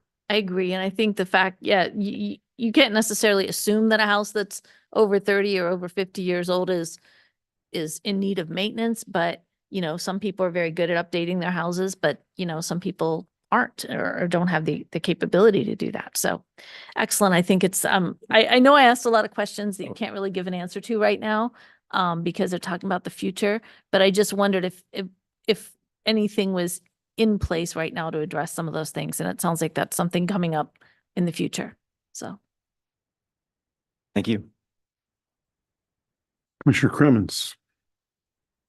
Thank you for the presentation and for the information. I think it's, to your point, Jeff, it's good to have this information and, be able to work with it and to see that the city's in a pretty good spot, but there's obviously some areas that can be, receive a little more attention. One random kind of question, where do you get the data on asthma? Because that came up a few times, mentioned as a component or a factor variable, but. It did. And it is, so that Callan virus screen tool, it pulls that data.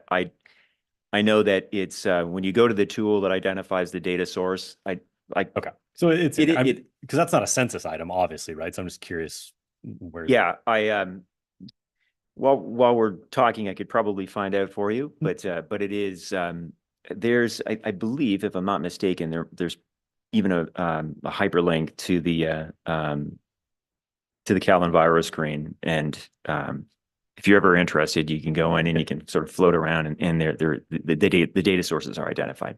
Fair enough. And then the definition of a food market, I'm assuming because there's only 8 in the city, that a convenience store that sells milk and, oranges and bananas obviously doesn't qualify as a food market. So how do you define what that is? Correct. So it's your grocery stores, your specialty grocery stores, you kind of stores that have sort of a healthy food option.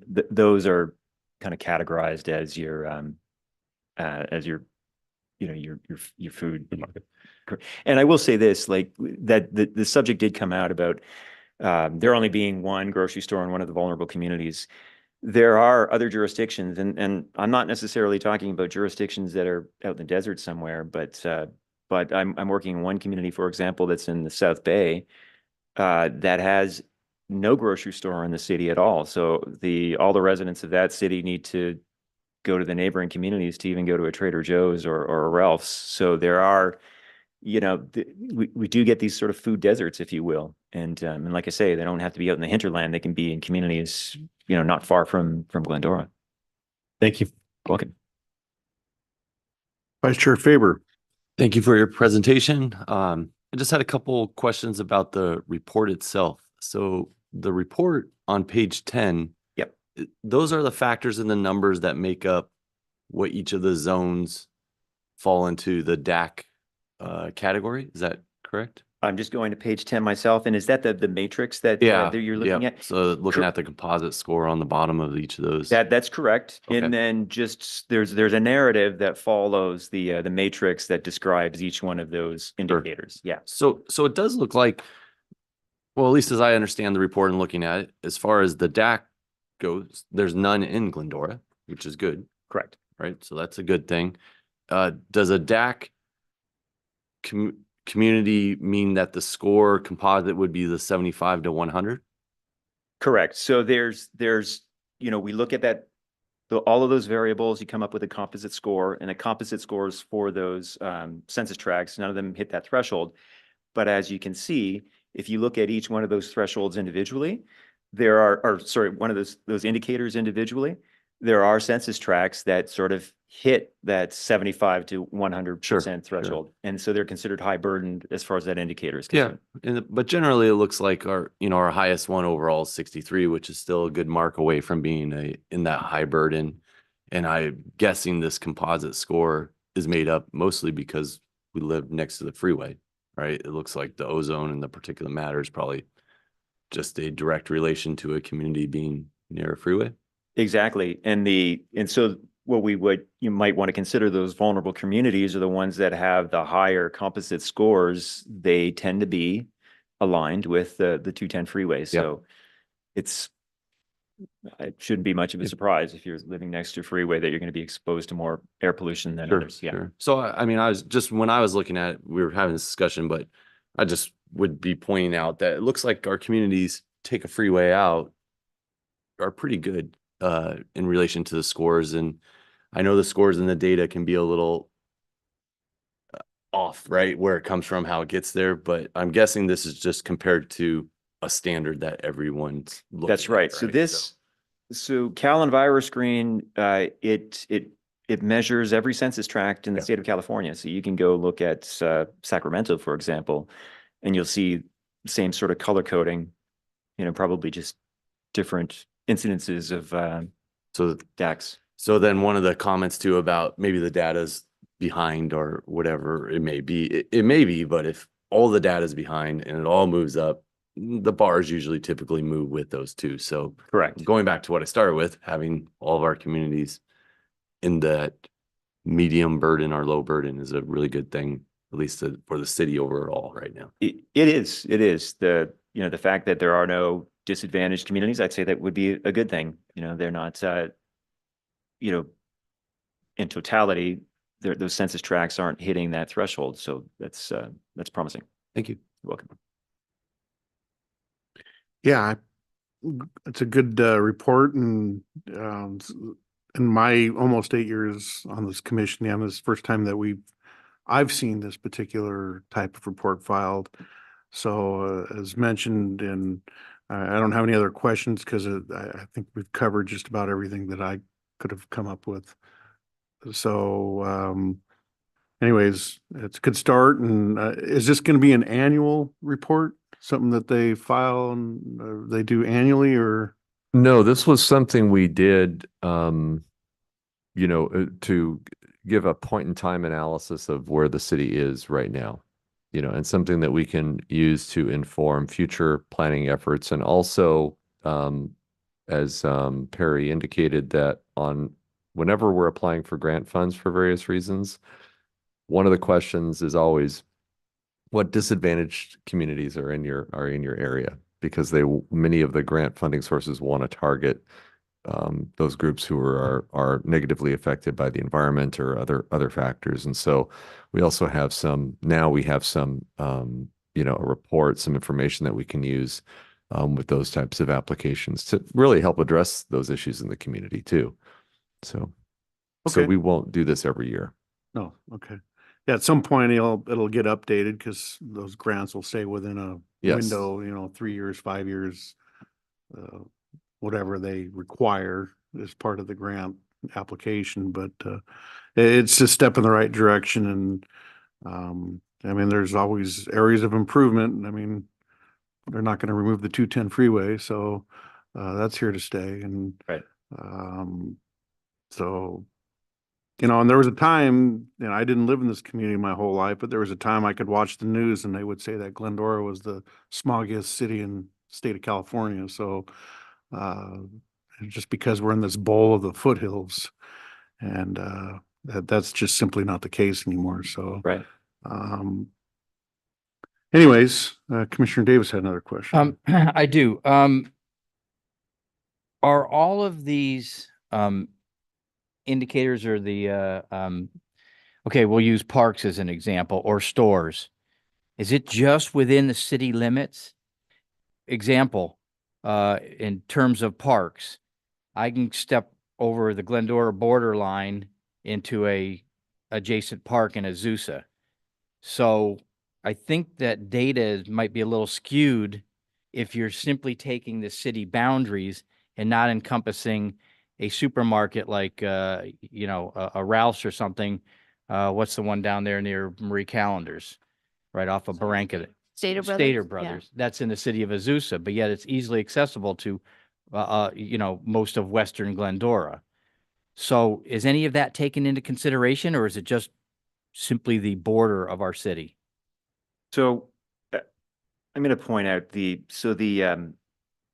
parks map, for example. Okay, I have it up here. I just want to have a closer look on my screen, but it does identify. I believe that's a regional park in the on the eastern side, which is outside of the boundary of the city. So it is picking up that regional park. But that being said, when it came to grocery stores, we only looked at the grocery stores that were within the boundaries of the city's municipal boundary. Okay, and that's where I have a problem with the data, because that's obviously going to be skewed when you have markets that ring the city that Glendorans certainly have access to. It may be right across the street from them, yet the nearest market in Glendora may be 4 miles away. Right. So I think that data is skewed, and I think that whole premise could be overlaid to everything. So I would caution that while we move forward, it at least take a hard look at the data and where it's coming from, and is it include other cities' facilities as well? Yeah. I just had one additional question. One of your indicators here, and I think it was I can't remember which slide it was on, but there was something about involving the community in the decision-making process. Right.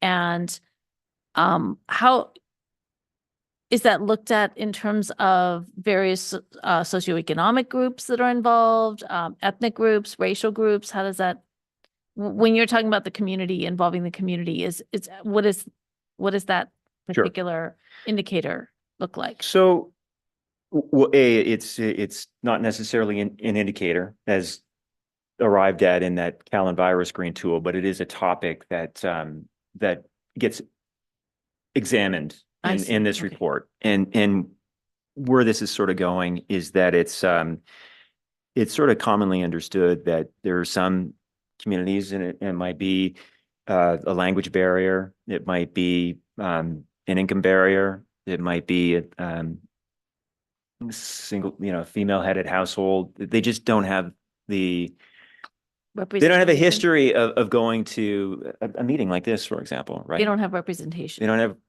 don't have representation, but the traditional avenues of public engagement might not be working, and sort of sort of penetrating into those communities.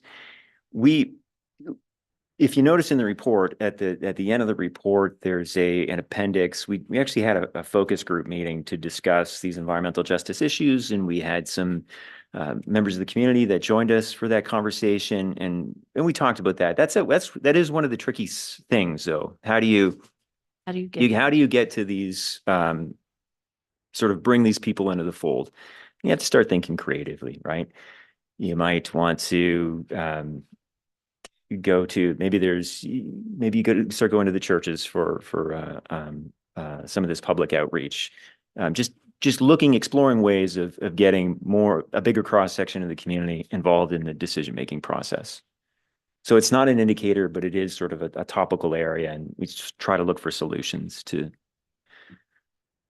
broaden that group of people that are being reached out to. Yeah, and I'll say one of the reasons, I mean, I'll tell you honestly, when we did the EnviroScreen test going on the website, even before we started pursuing or engaging De Novo and Perry's firm to do this work, we internally as staff, and we can visibly see what are the physically most deteriorated, aging, underutilized sections of the city. And we know that there are major east-west corridors. Those are the ones that stick out.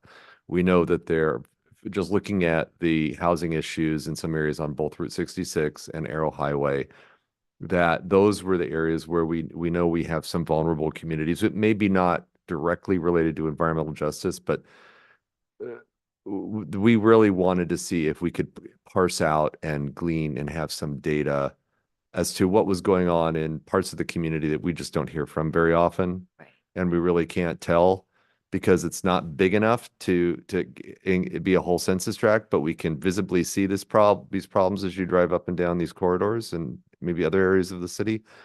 So this is our first effort to try to do this. So it's not going to answer all the questions that we have right now, but at least start pointing us in a direction so we have some reliable information to go forward with. And I agree with Commissioner Davis that, yeah, there are grocery stores outside. I mean, personally, the closest grocery store to me is in Azusa, right? The Stater Brothers. But that still doesn't negate the fact that if you look at the grocery stores, the predominance of grocery stores in the city are in the northern half of the city, right? You've got Vons, Albertsons, those types. They're predominantly in the northern part of the city. And so, so only having one in a vulnerable community is still 1 out of 7, in my opinion, is not a great track record. Right. So anyway, but I definitely appreciate the fact that we're looking into this. I will say that one of the things that did come up when we had our focus group meeting, and it was by the economic development coordinator, was that the efforts that the city and economic development are taking to bring in other grocery retailers. So there is, as far as the city is concerned, there has been some effort to start attracting other grocery retailers. I just have one more comment too. The table I think is very good in the report. Yeah. And I think I found a map in the presentation that kind of listed those census tracts. But if somehow in the next report or next part of it, I think a map that clearly defines those census tracts coupled with this table would kind of help a lot of the questions, right? Because then we can see the numbers, you can see the census tract, and we all kind of know, well, where the one Stater Brothers is or where the other stores are. So I know it's in the presentation, but it's a little blurry to kind of see that. So I'm just thinking about next time, if possible, to couple a map with that table. Sure. If I may. Yeah. So are you thinking that when we get into these other maps where it shows the grocery stores, for example, if that was laid over the census tract map? I just think where you have the table where it's 400, 402. Yeah. Right. And that's a map. And I think on the presentation, I could look at page 6 of the presentation. I could kind of glean where 400, 402 is. So I don't know if you have the presentation, if you go to page 6 of it. Talking about the slides. Yeah, or the slides of the presentation, right? So not this one, right? yeah, maybe is that the one? Yeah. So I don't know. It's just not as clear to me. I mean, it could just be me where if those boxes were clearer where 400, 402 was, I see that it's yellow. Right, It's- right. it's- I mean, I see that the census tract numbers are there, but it might be, you might need to do something to make them bigger or something like Yeah. that. Yeah. Just make it pop a little. Got it. That's all. Thanks. Comments or questions? Again, Perry, thank you for the presentation. Thank you. Appreciate it. And so the recommendation is to receive and file this environmental justice existing conditions report. So I'm going to request a motion and a second. I'll make a motion. And a motion by Commissioner Koss. And I'll second it. So we'll second by Commissioner Norwood, and we'll do an oral roll call by our Madam Clerk. Commissioner Crimmins, Yes. Commissioner Davis, Aye. Commissioner Cost, Yes. Vice Chair Faber, Yes. Chair Norwood, Yes. motion carries 5-0. Okay, with that, I'm gonna request any commissioner or staff closing comments. If anyone here has any closing comments, staff closing comments, Wine walk Saturday night. Oh, okay, thank you. wine walk this Saturday night in the village. Actually, the 16th, I believe. Oh, it's not Saturday, this the Saturday, the 16th. Oh, I'm sorry. Yeah. It is a Saturday night. It is a Saturday night. Yes. Yay, Yeah. okay, Well, Saturday. there I go with the But next alcohol. There you Saturday, go. okay. 6 a.m. drinking. is There, catching that's what up. happens when you drink at 6 a.m. You get the wrong day. Although you can always start early, so. Yeah. I'm gonna start this Saturday. All right, with that, we're gonna adjourn our meeting at 9:25 p.m.